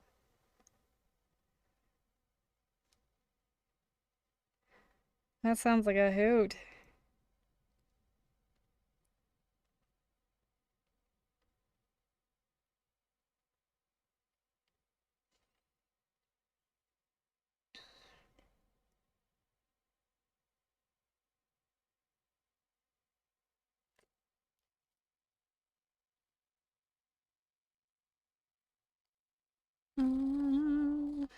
Is this working?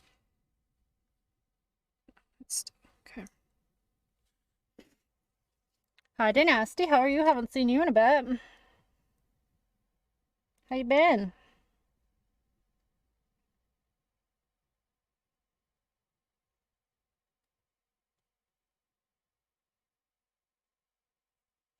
Really enjoy the rap battle videos. Another Christmas theme one was between Santa and Moses. Moses is played by. Oh, okay. Anything Snoop Dogg does is fantastic. So.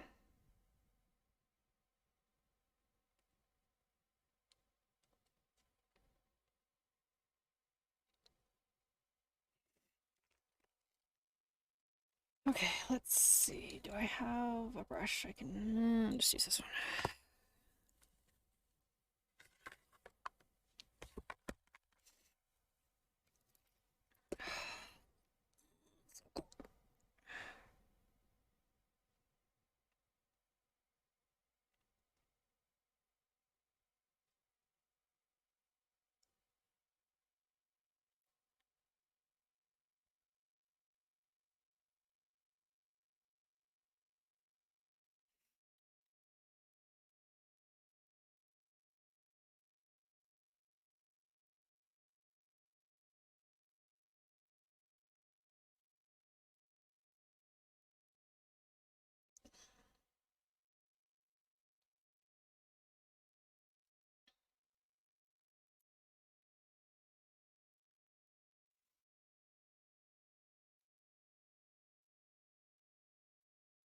Oh, I wanted to mention if you didn't see my stream yesterday, my ASMR stream, I'll be reading Christmas Carol tomorrow. So if you want to come in and hang out with me while I do that, not exactly sure what time. Seems like I've been doing like it's been like 10 Pacific lately that I've been getting on 11 Mountain because I haven't been getting going as early in the morning. But yeah, so I'll be reading Christmas Carol tomorrow if you want to come hang out with me. Would love that.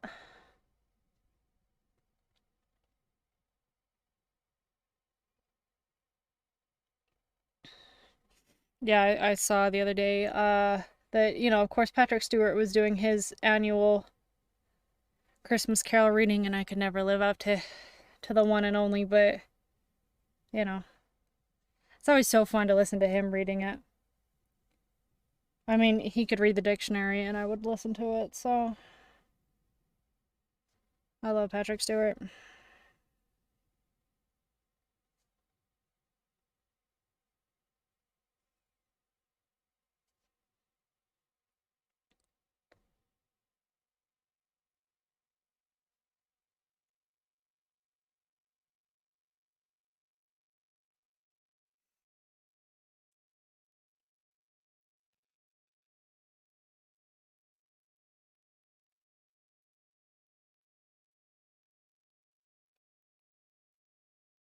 Okay, here's a question for everybody. This is a debate among a lot of people. Is Die Hard a Christmas movie?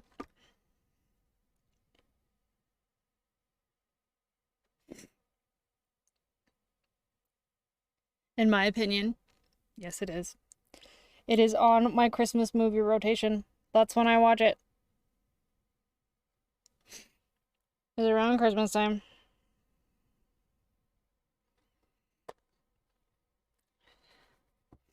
Just like another one of my favorite Christmas movies is P2. Um, I love that one. It's about a girl who gets trapped in a parking garage on Christmas Eve with a crazy stalker guy. It's amazing, and I love it. And now, Violent Night is on my Christmas rotation.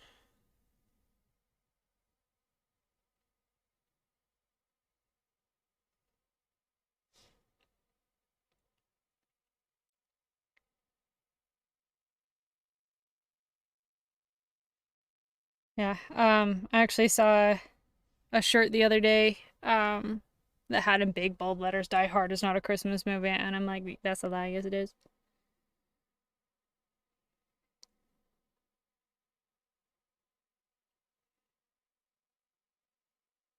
And my argument is if Home Alone is a Christmas movie, Die Hard's a Christmas movie. My opinion.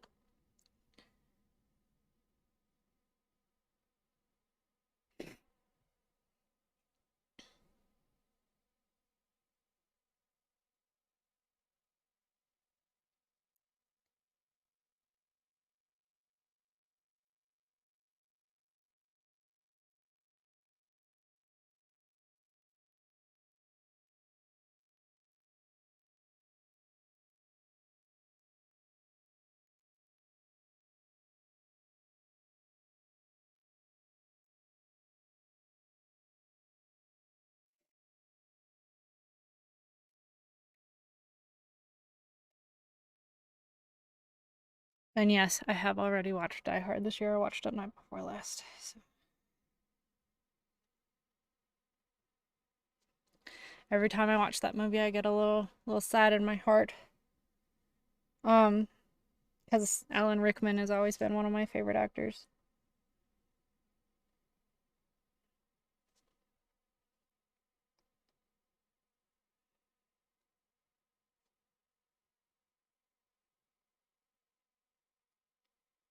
The first thing I remember seeing him in as a kid was Robin Hood, Prince of Thieves with Kevin Costner. Um, and then, he's amazing in everything else, like Galaxy Quest and Sweeney Todd and Die Hard. I love Alan Rickman.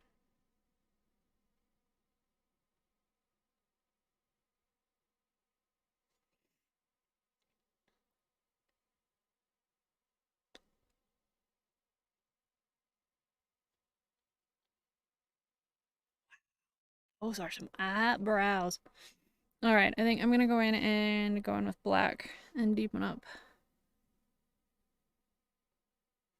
my smile skin folds here.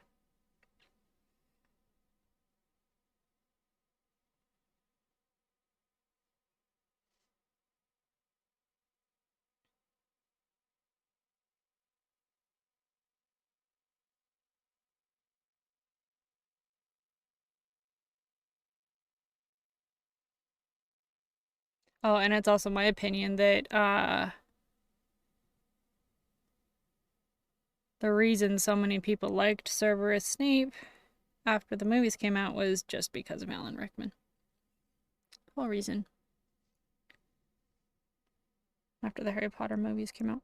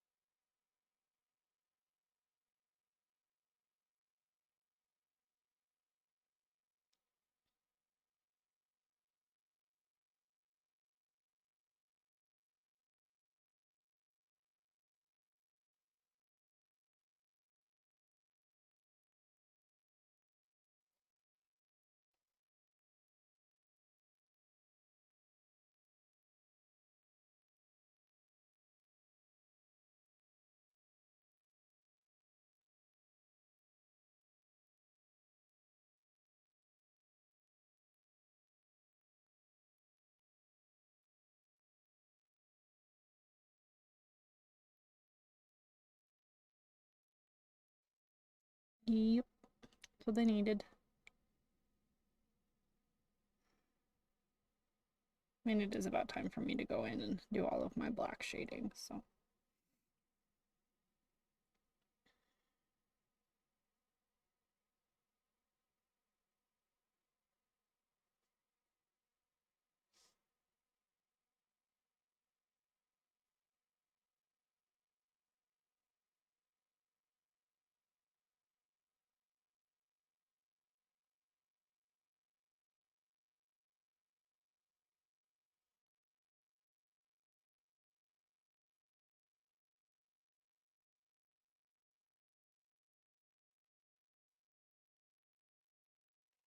Oh, another movie I watched recently, not Christmas or anything.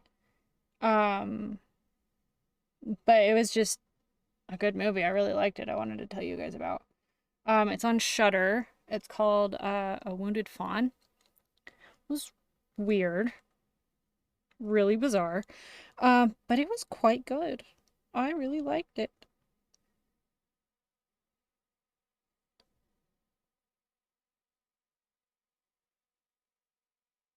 It's about a serial killer who takes this girl up to like a cabin in the middle of nowhere, um like on a romantic weekend, and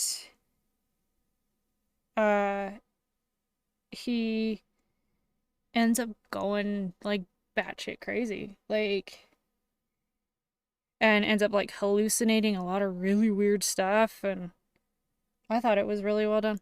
Low budget, practical effects were decent.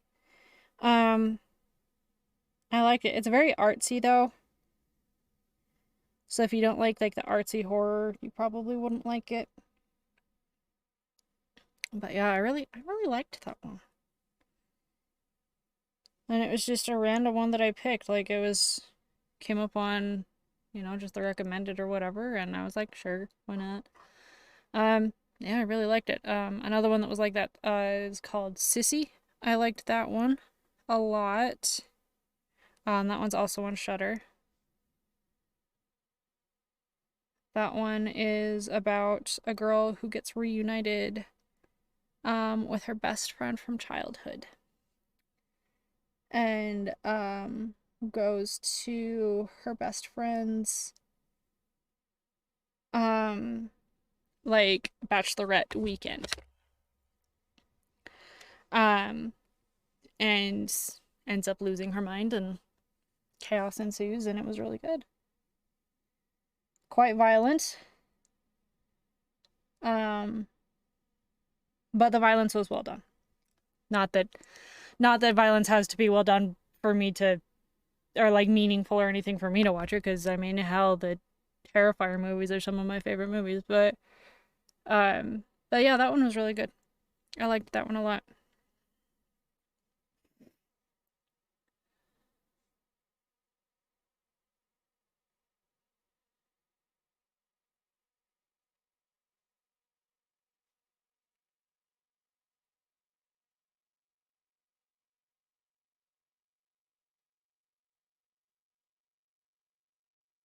Okay. I think I need to darken some of the shadows.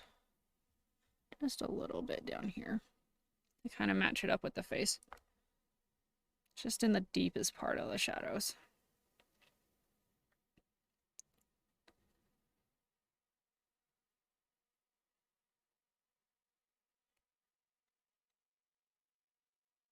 Let's see what one movie that is on my list this year to watch that I think I've seen part of, but I don't really remember, was Black Christmas, the original one.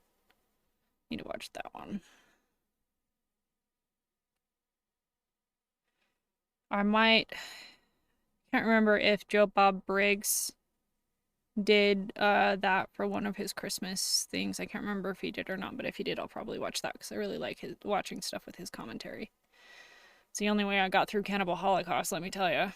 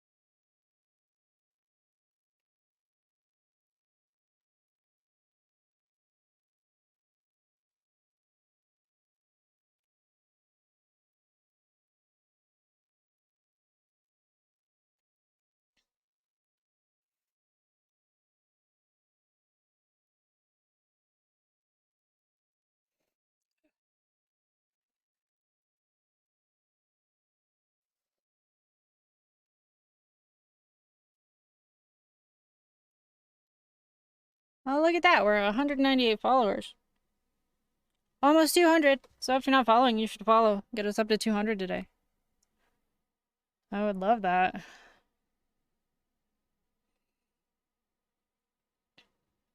That'd be fantastic.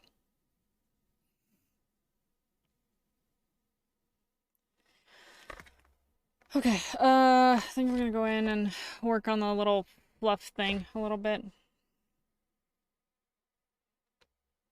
I almost just grabbed my paint water to take a drink.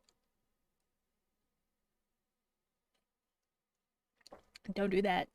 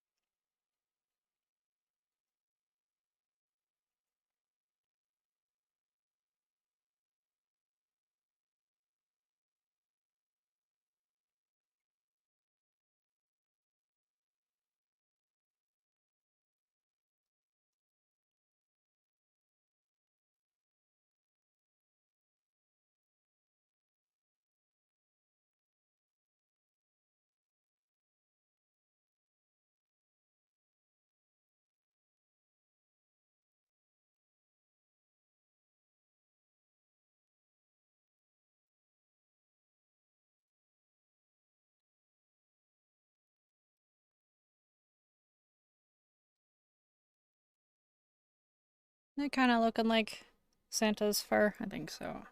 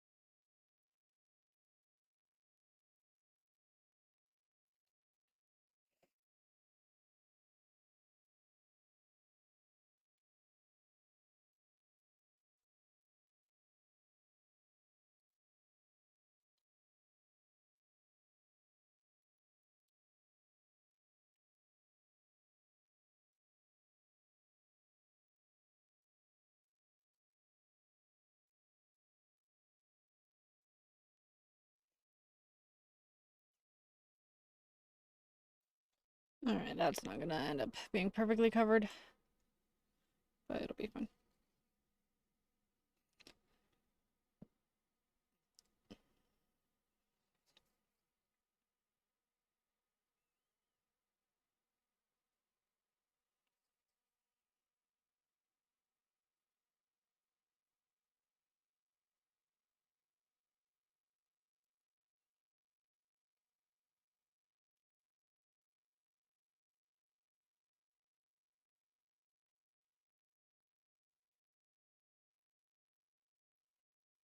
Sure, that works.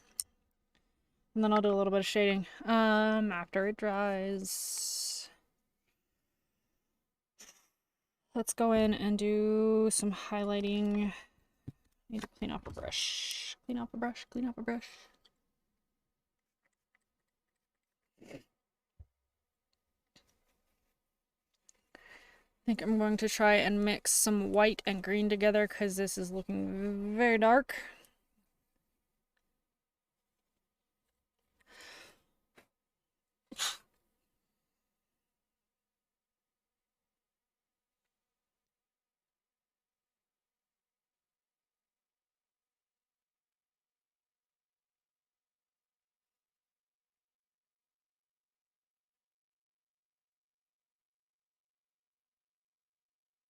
Oh no, I'm getting white on my arm. It's not all the way dry yet.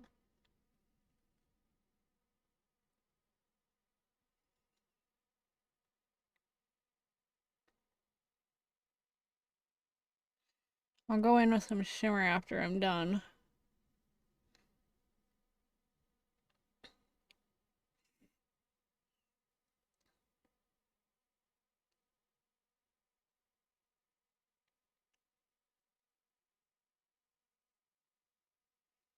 Let's see, do I have enough of this still mixed up to do it on my lip? Oh, it's all dry. I can get a little bit.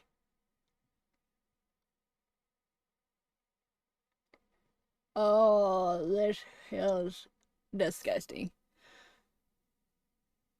This cream eyeshadow feels absolutely disgusting on my lips. 10 out of 10 do not recommend, but I don't have green lipstick, so. Oh, it tastes disgusting.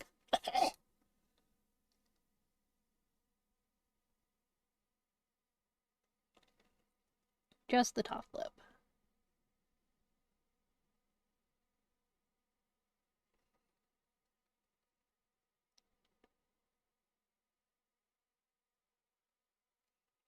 Sure, works. Oh, I have this light green. Instead of having to mix white with my other light green, I forgot I got this one out. I remember now. Is this gonna work? Oh, that's exactly what I wanted. Hooray. This was an eyeshadow that was in the bottom of my makeup drawer. I don't ever use it. Ugh, it's because it's so like freaking powdery. That's why.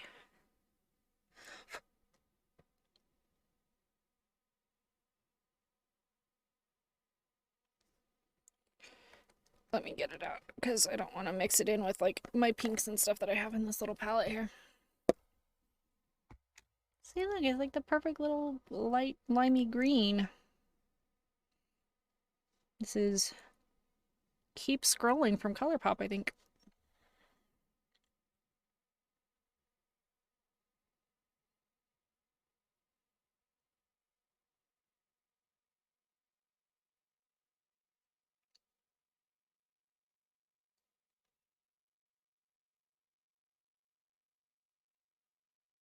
I might add a little bit of yellow too, but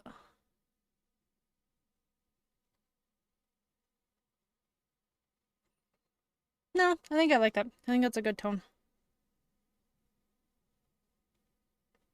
But you see, I don't know if you can see the powder all over. No, probably not. I'm getting green powder everywhere. That's why I don't use this eyeshadow.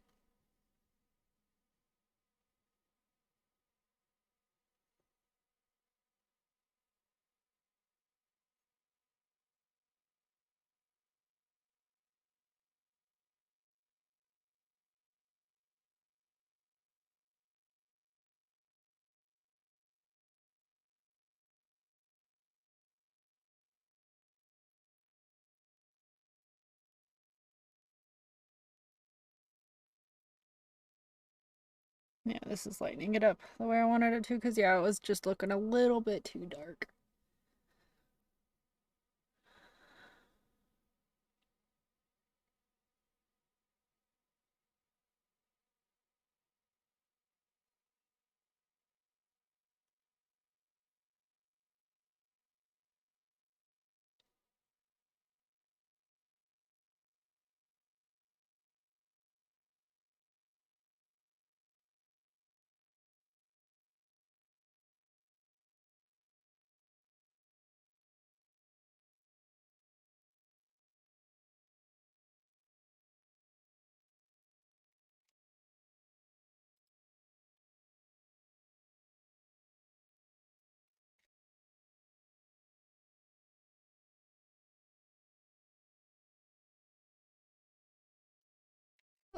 Contact.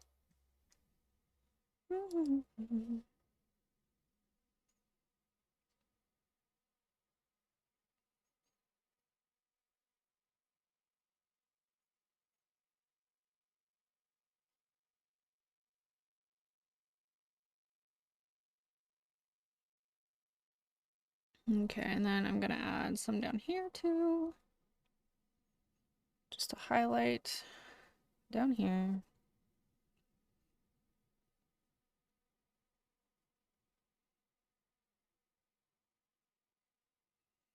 Need a bigger brush. Cover more area. There we go.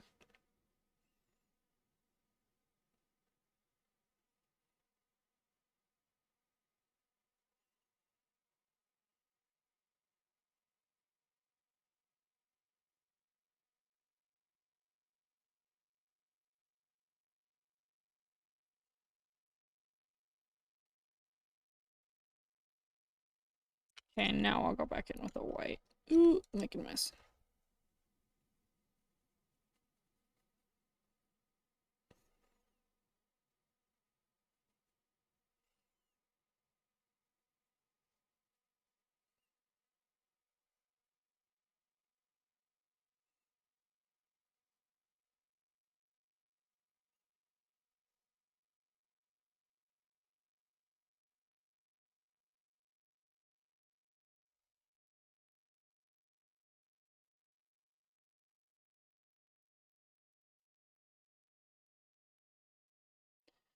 Okay, now I need a skinny brush. Do this one. Ugh, green all over my hand. Clean it off. Is there powder on my con? Oh, there is powder on my contact. Ow, that's why it was hurting.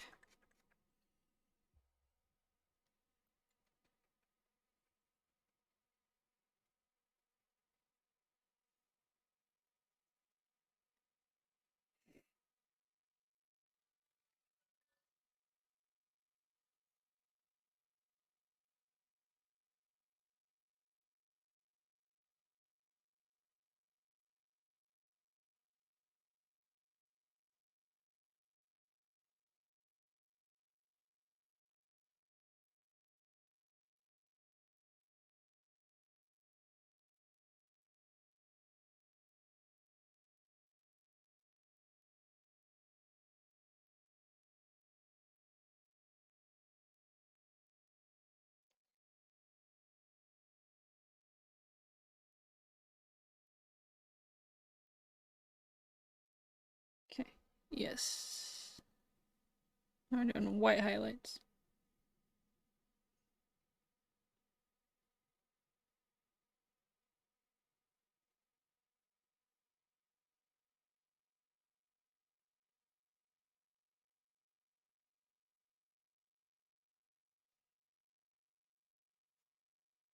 Hell yeah.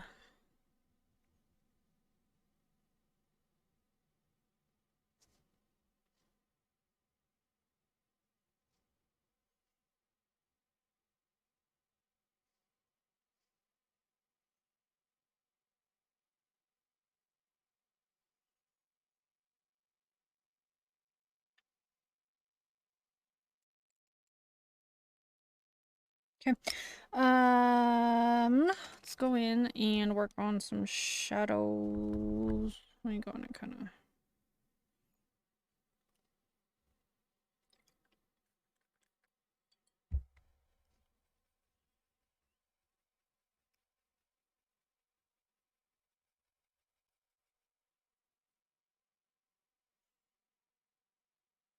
No, that's not working. I need a gray. Do some shadows.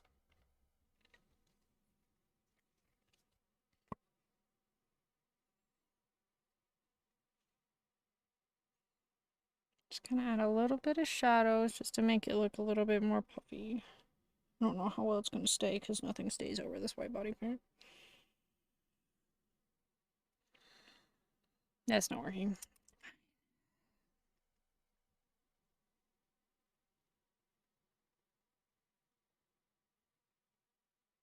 Do some shadows around the puffballs.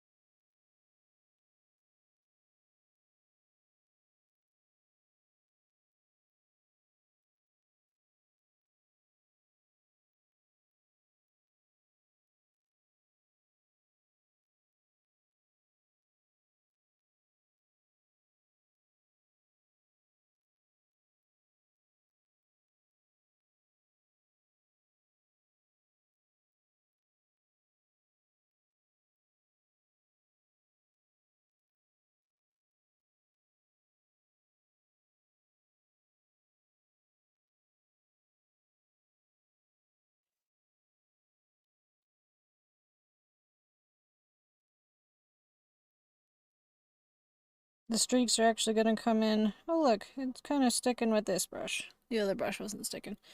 The creases or the streaks are actually going to come in kind of nice to give me a little bit of texture here. Something to follow.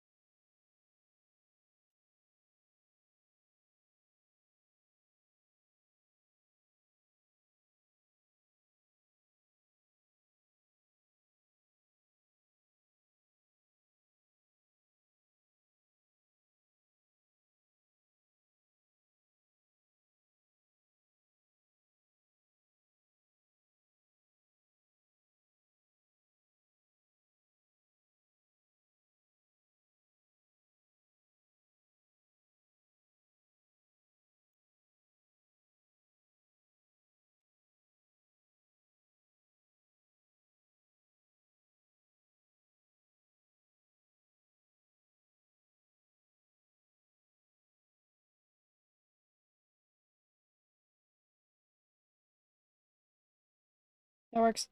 And then I'll just go around with this brush and just kind of blend them out.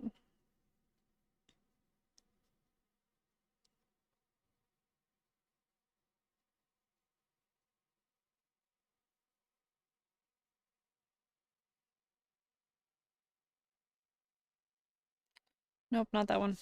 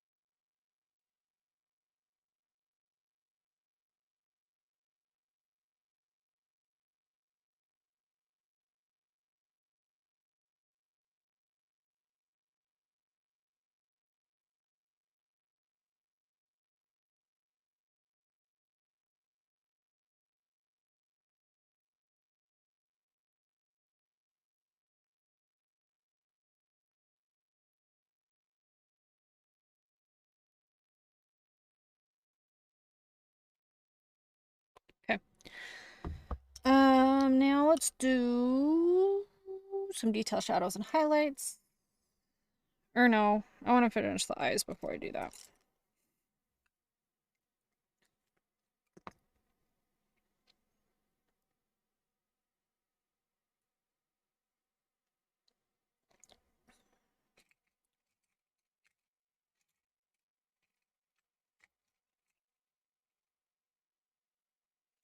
You know what?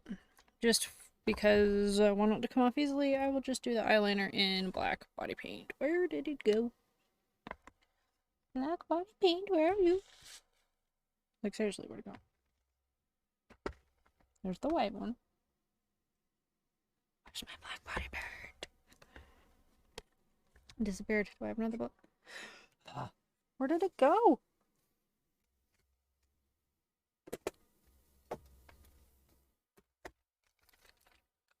There's the lid. Oh, there it is. Found it. Found it.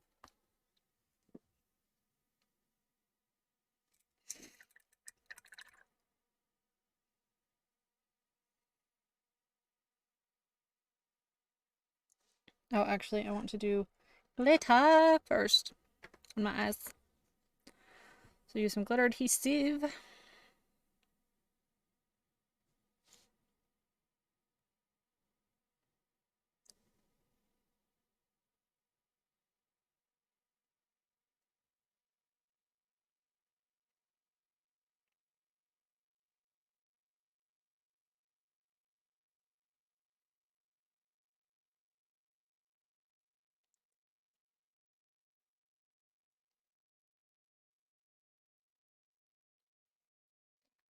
Oh, excuse me.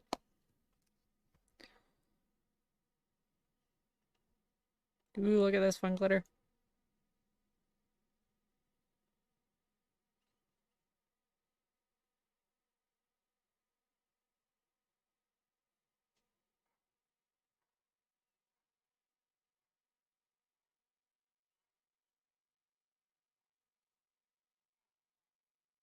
Look at that glitter. Oh my god, that's so pretty. Why don't I use this glitter more?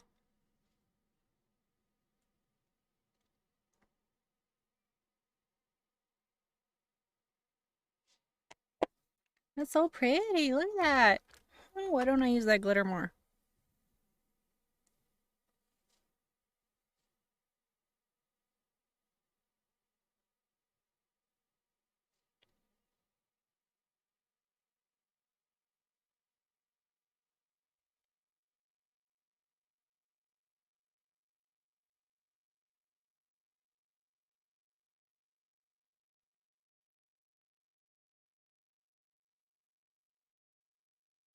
So pretty. Oh my lord. So pretty. Okay. Yeah, I'm just gonna use black body paint for the eyeliner because I want it to come off easy. Ooh, glitter my eyeball.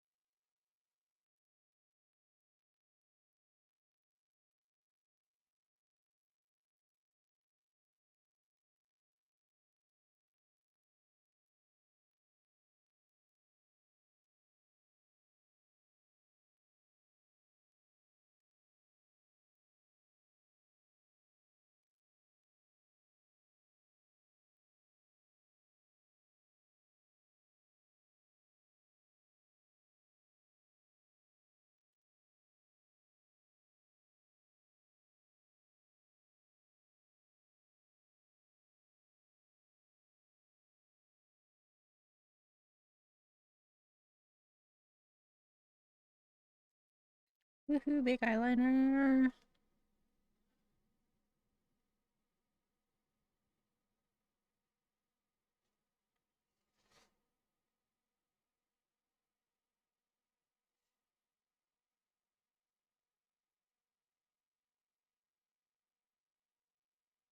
Oh wow, that one got away from me. That one's huge. We're gonna have to make the other one a little bigger.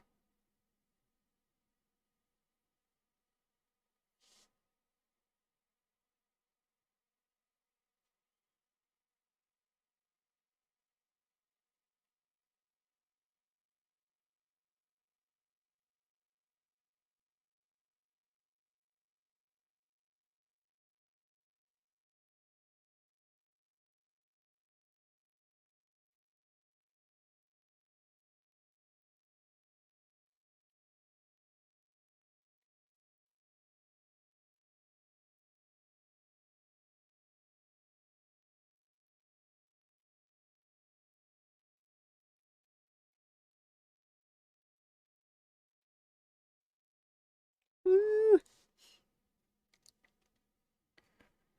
Okay, now let's go through and do some.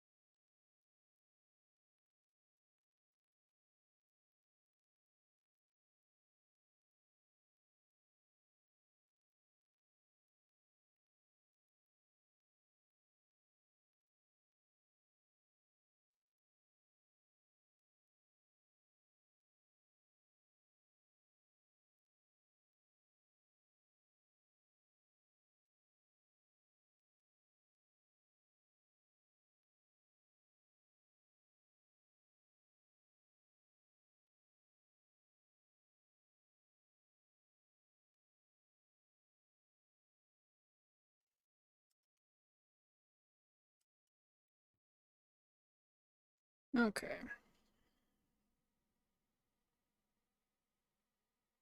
I'll do some hair strokes to make these big old bushy eyebrows.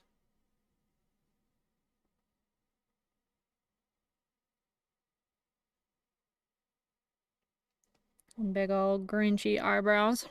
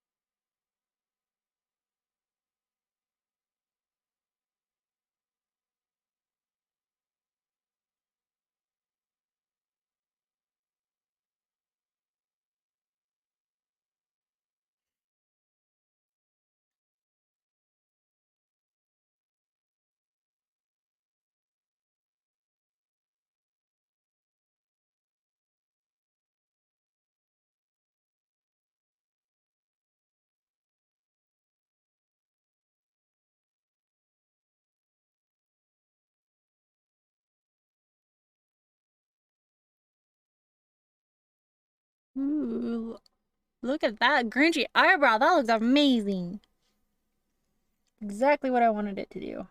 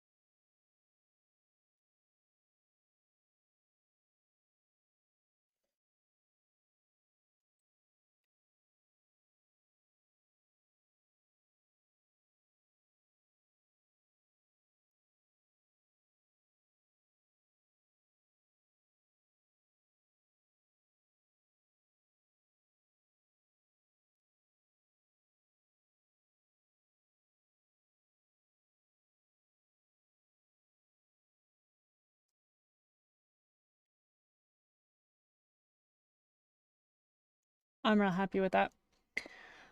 Um, okay, let's do a little bit of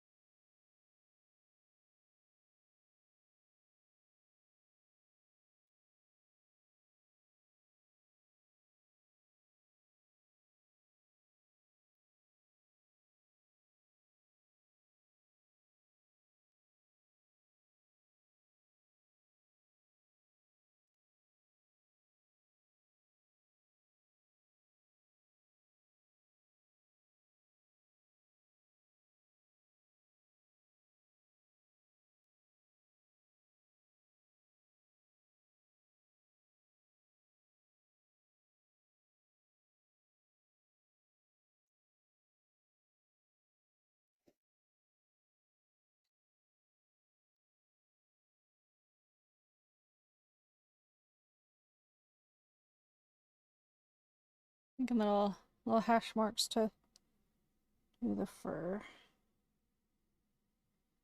And then I'll go in with white and do the same thing.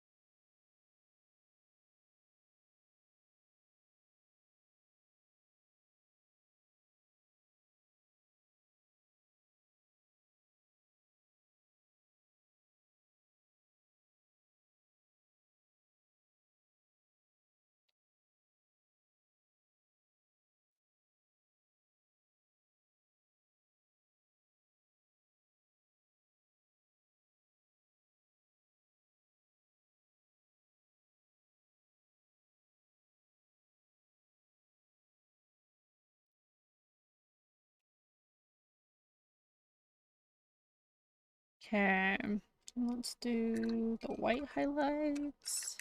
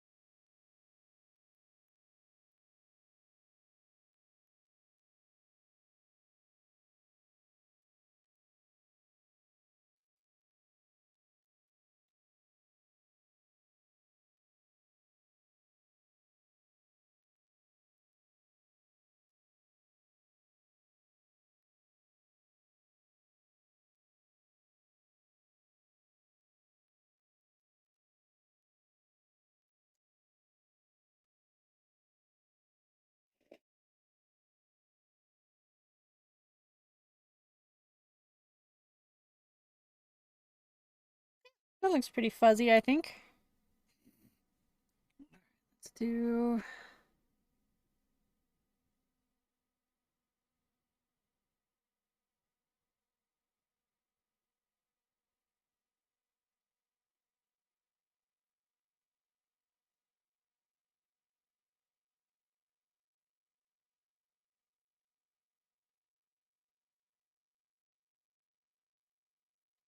Oops.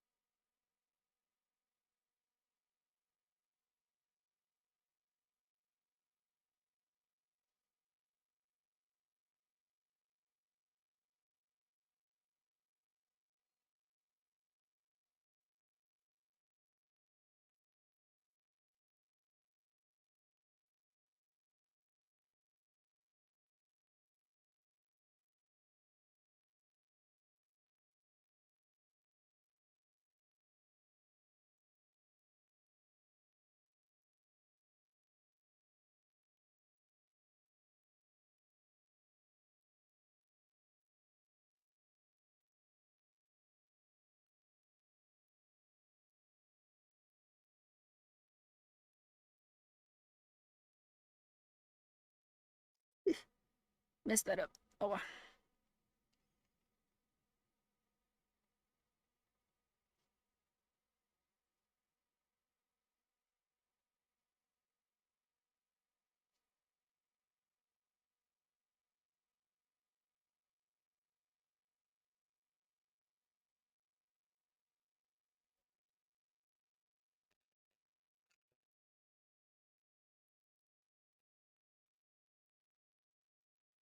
Couple little hash marks to the brows.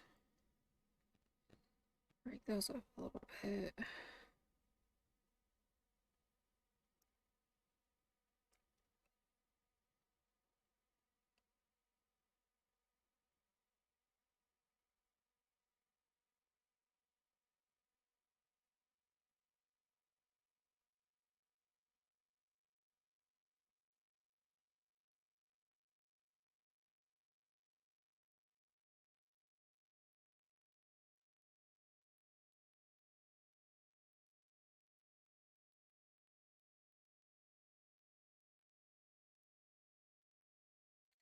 Okay, and then I'm gonna do...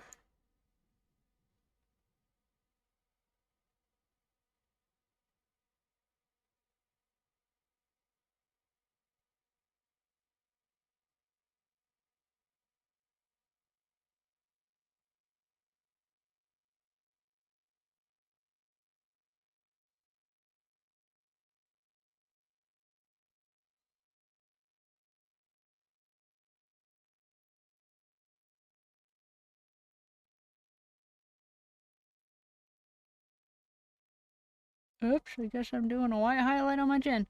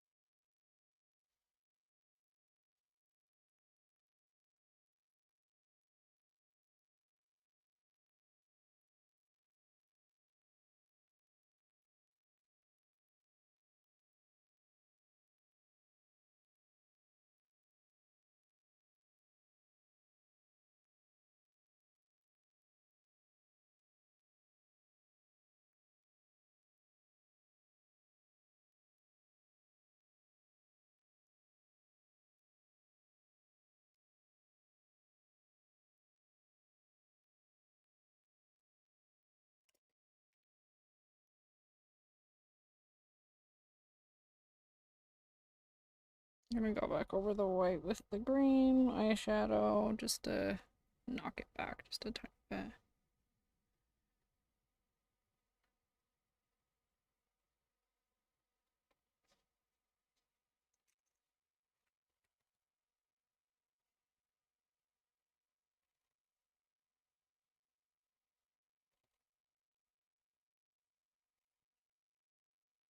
There we go.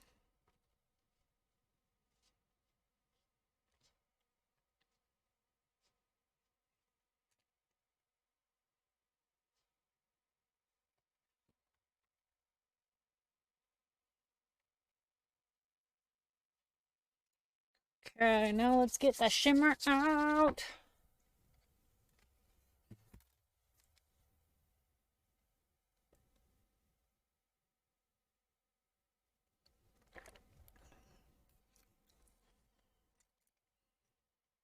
Let me move some stuff out of my way.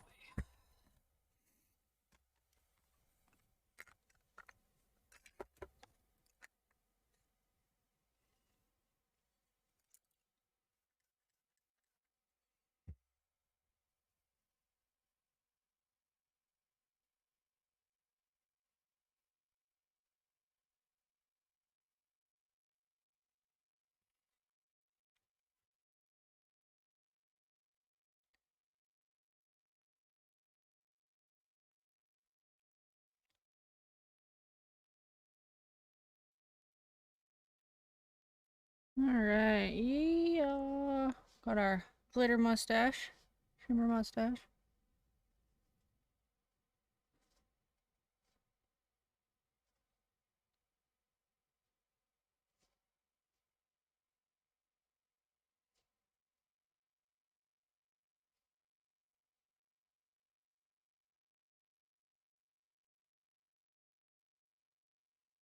Because why not add a shit ton of highlight to this?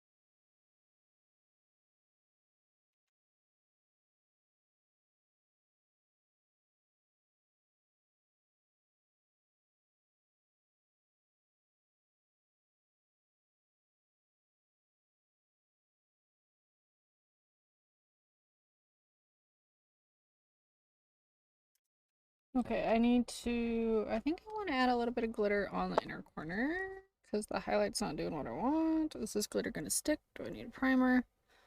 Oh, it'll stick just enough for pictures, not to wear all day. Oh, why don't I use these glitters more? Look at all these fun glitters that were in the back of my drawer and I forgot about them. I need to use them more because they are gorgeous. Gorgeous. Okay. Oh, lashes, lashes, lashes. Ooh, I like how it looks having the highlight on it. Shining in the light. It lightened it up nicely.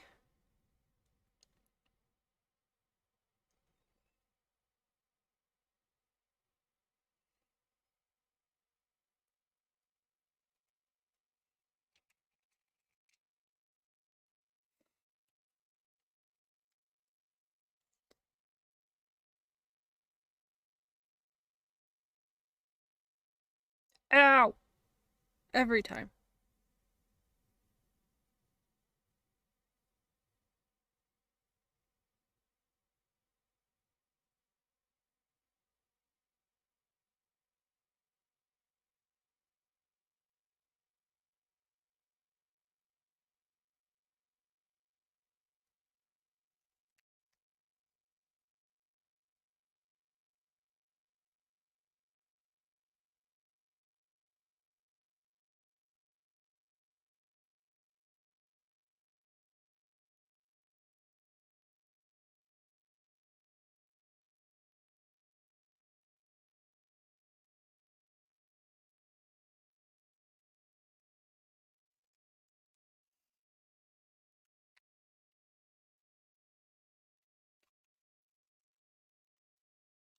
I'm gonna put on these gigantic ass lashes, because why not?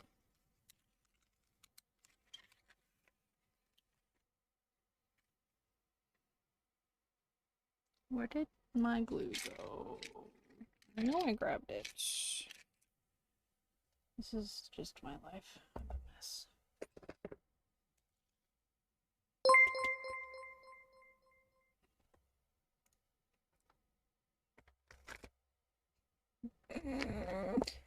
Where did my glue go?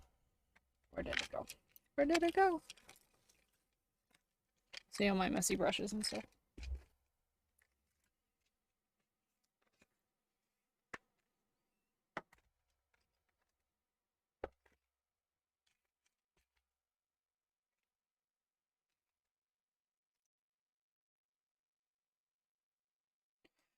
Apparently I don't have it. Give me a second. I remembered everything else. I just did not remember my glue. Hold on.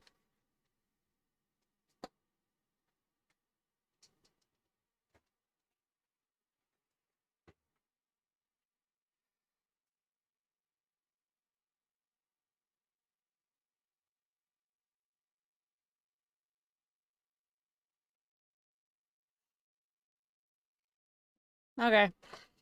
Had to forget something. It's here. I got it. I always forget something.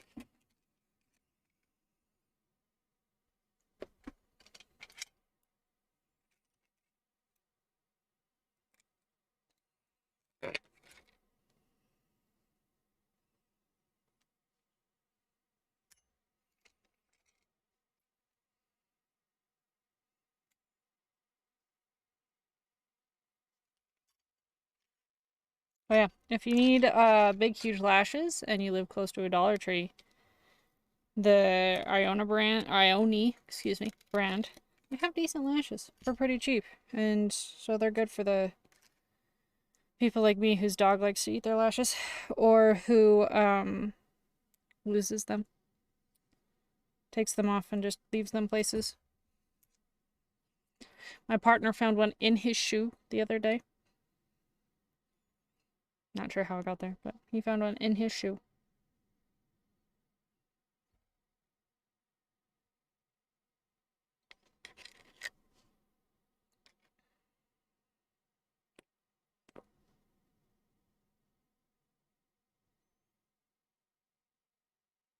Oh, I was gonna put some highlight on my nose. Back on the tip. Let me do that while this dries a little bit. So first I'm gonna put a little bit of this guy down. This light one. Lighten it up just a tiny bit. There.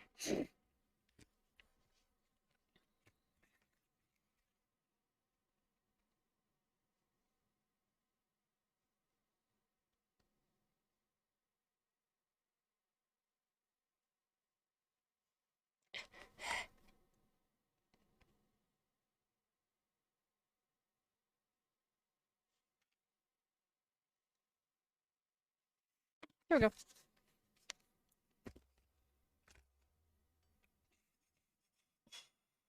Ooh.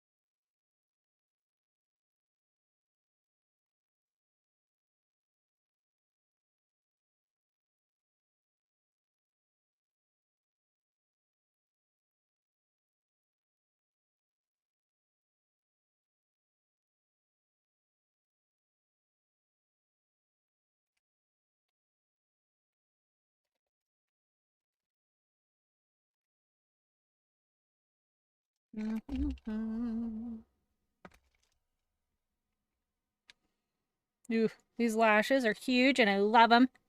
Oh my god. They look amazing.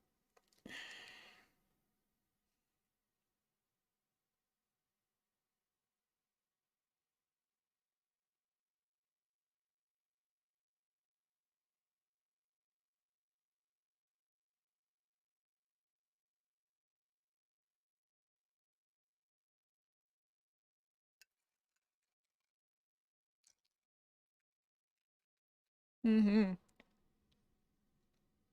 Mm-hmm. Okay, so for lips, do I want for everything on the floor? Yes, yes I do.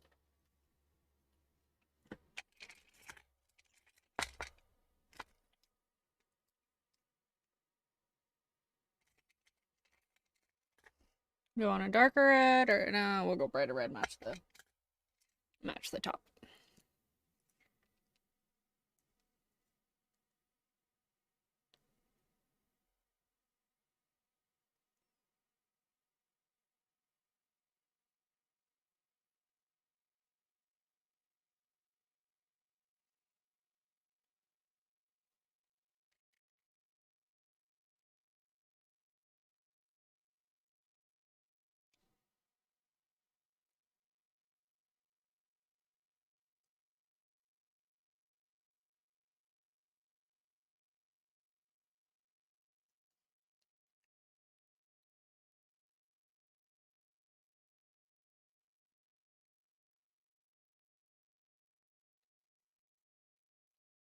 Don't want to touch them together.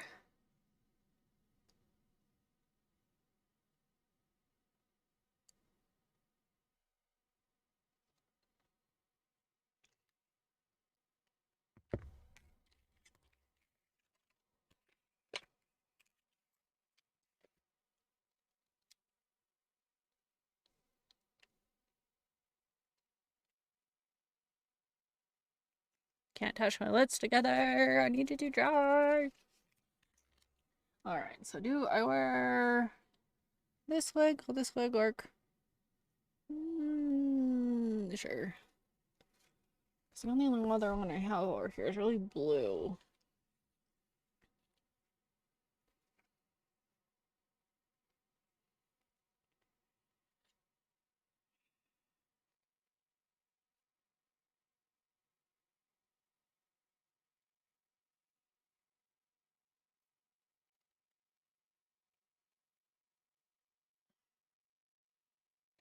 Oh, this wig is so bad. I know I said this with my Beetlejuice, but it's horrendous. See, in person, they're pretty close.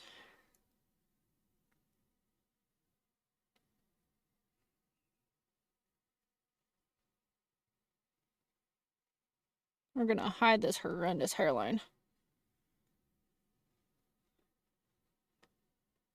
Okay.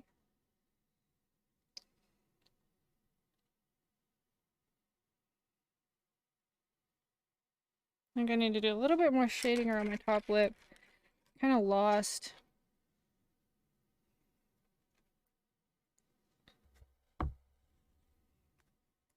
Steam sale! Ha! Love a good steam sale.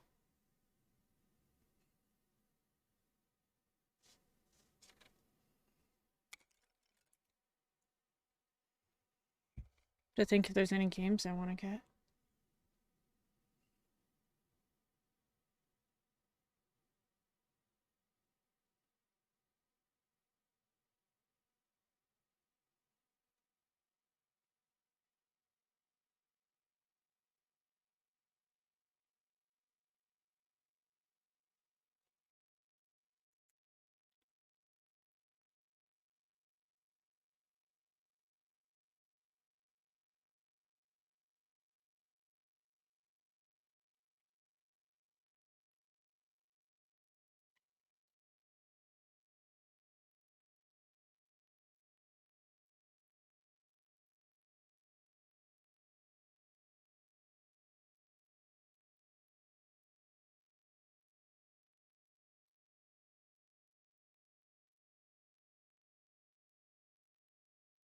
There we go.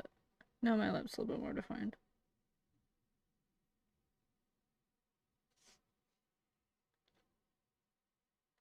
Kind of looks like I have a mustache. I need to fix that.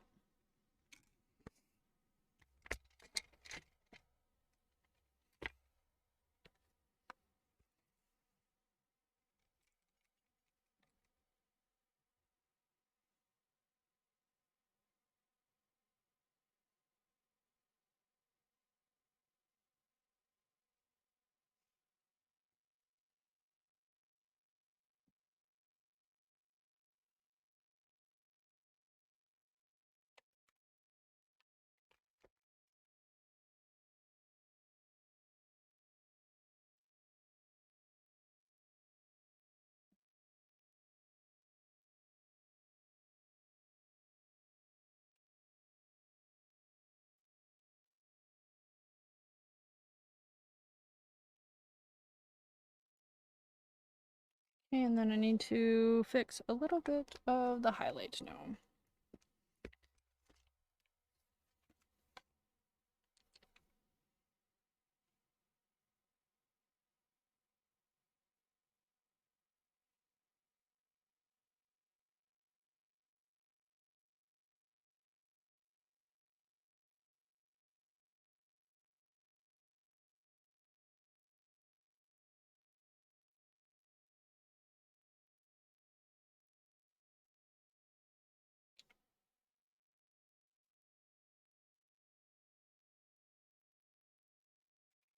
There.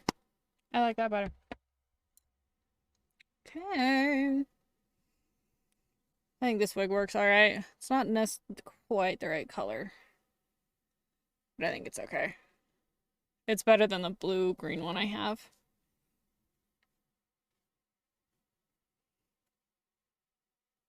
There we go. I did. Not quite. There we go. I didn't realize you can still see some of my arm over here. Where's my green? Thanks for the emojis, my friend. Did you buy anything for the Steam sale? I realized I needed to do my lip and I forgot to ask you that. Or are you planning on buying anything?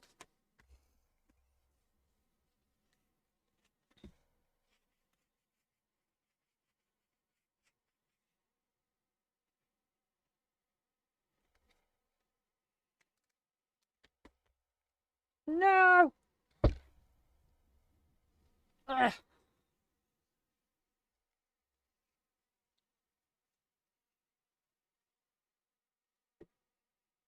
Good enough. These two games. Oh my god, that sounds amazing. Good. I mean, it'd be almost a crime not to buy them at that much of a discount, am I right? I need to go look at my wish list. I probably have a bunch of emails about it.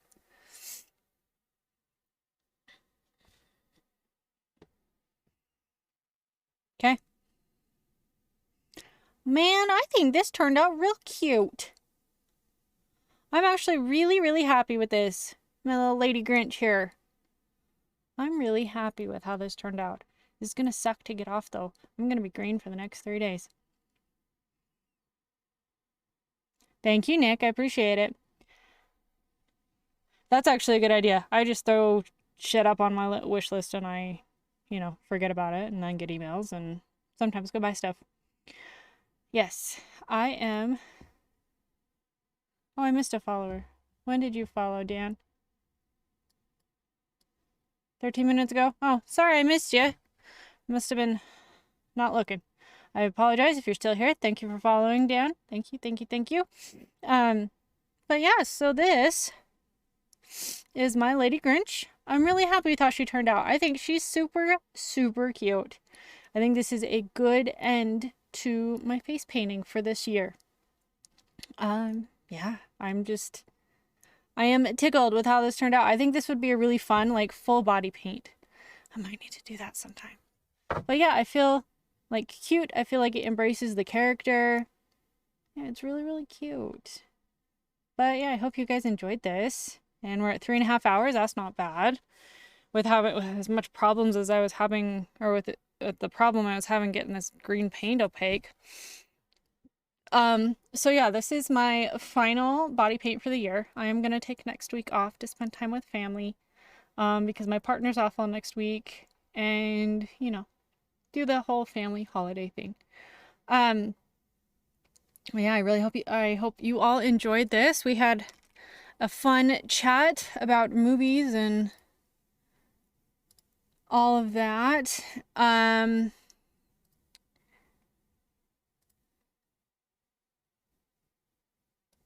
Sorry, just one sec. A message I'm reading.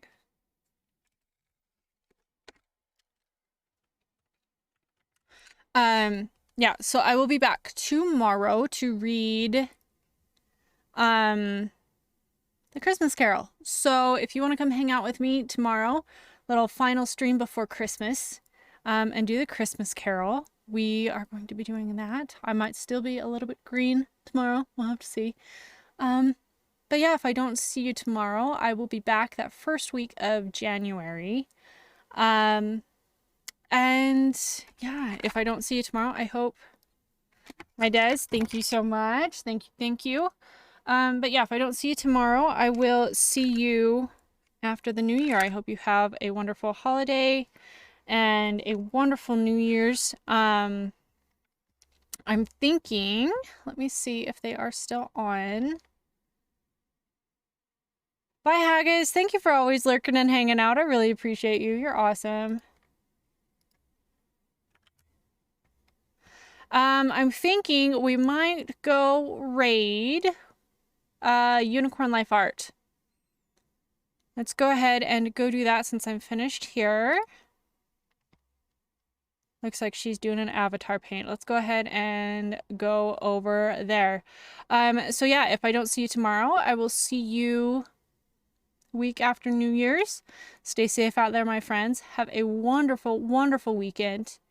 I'll see you next time. Let's go over and raid Unicorn Life Art.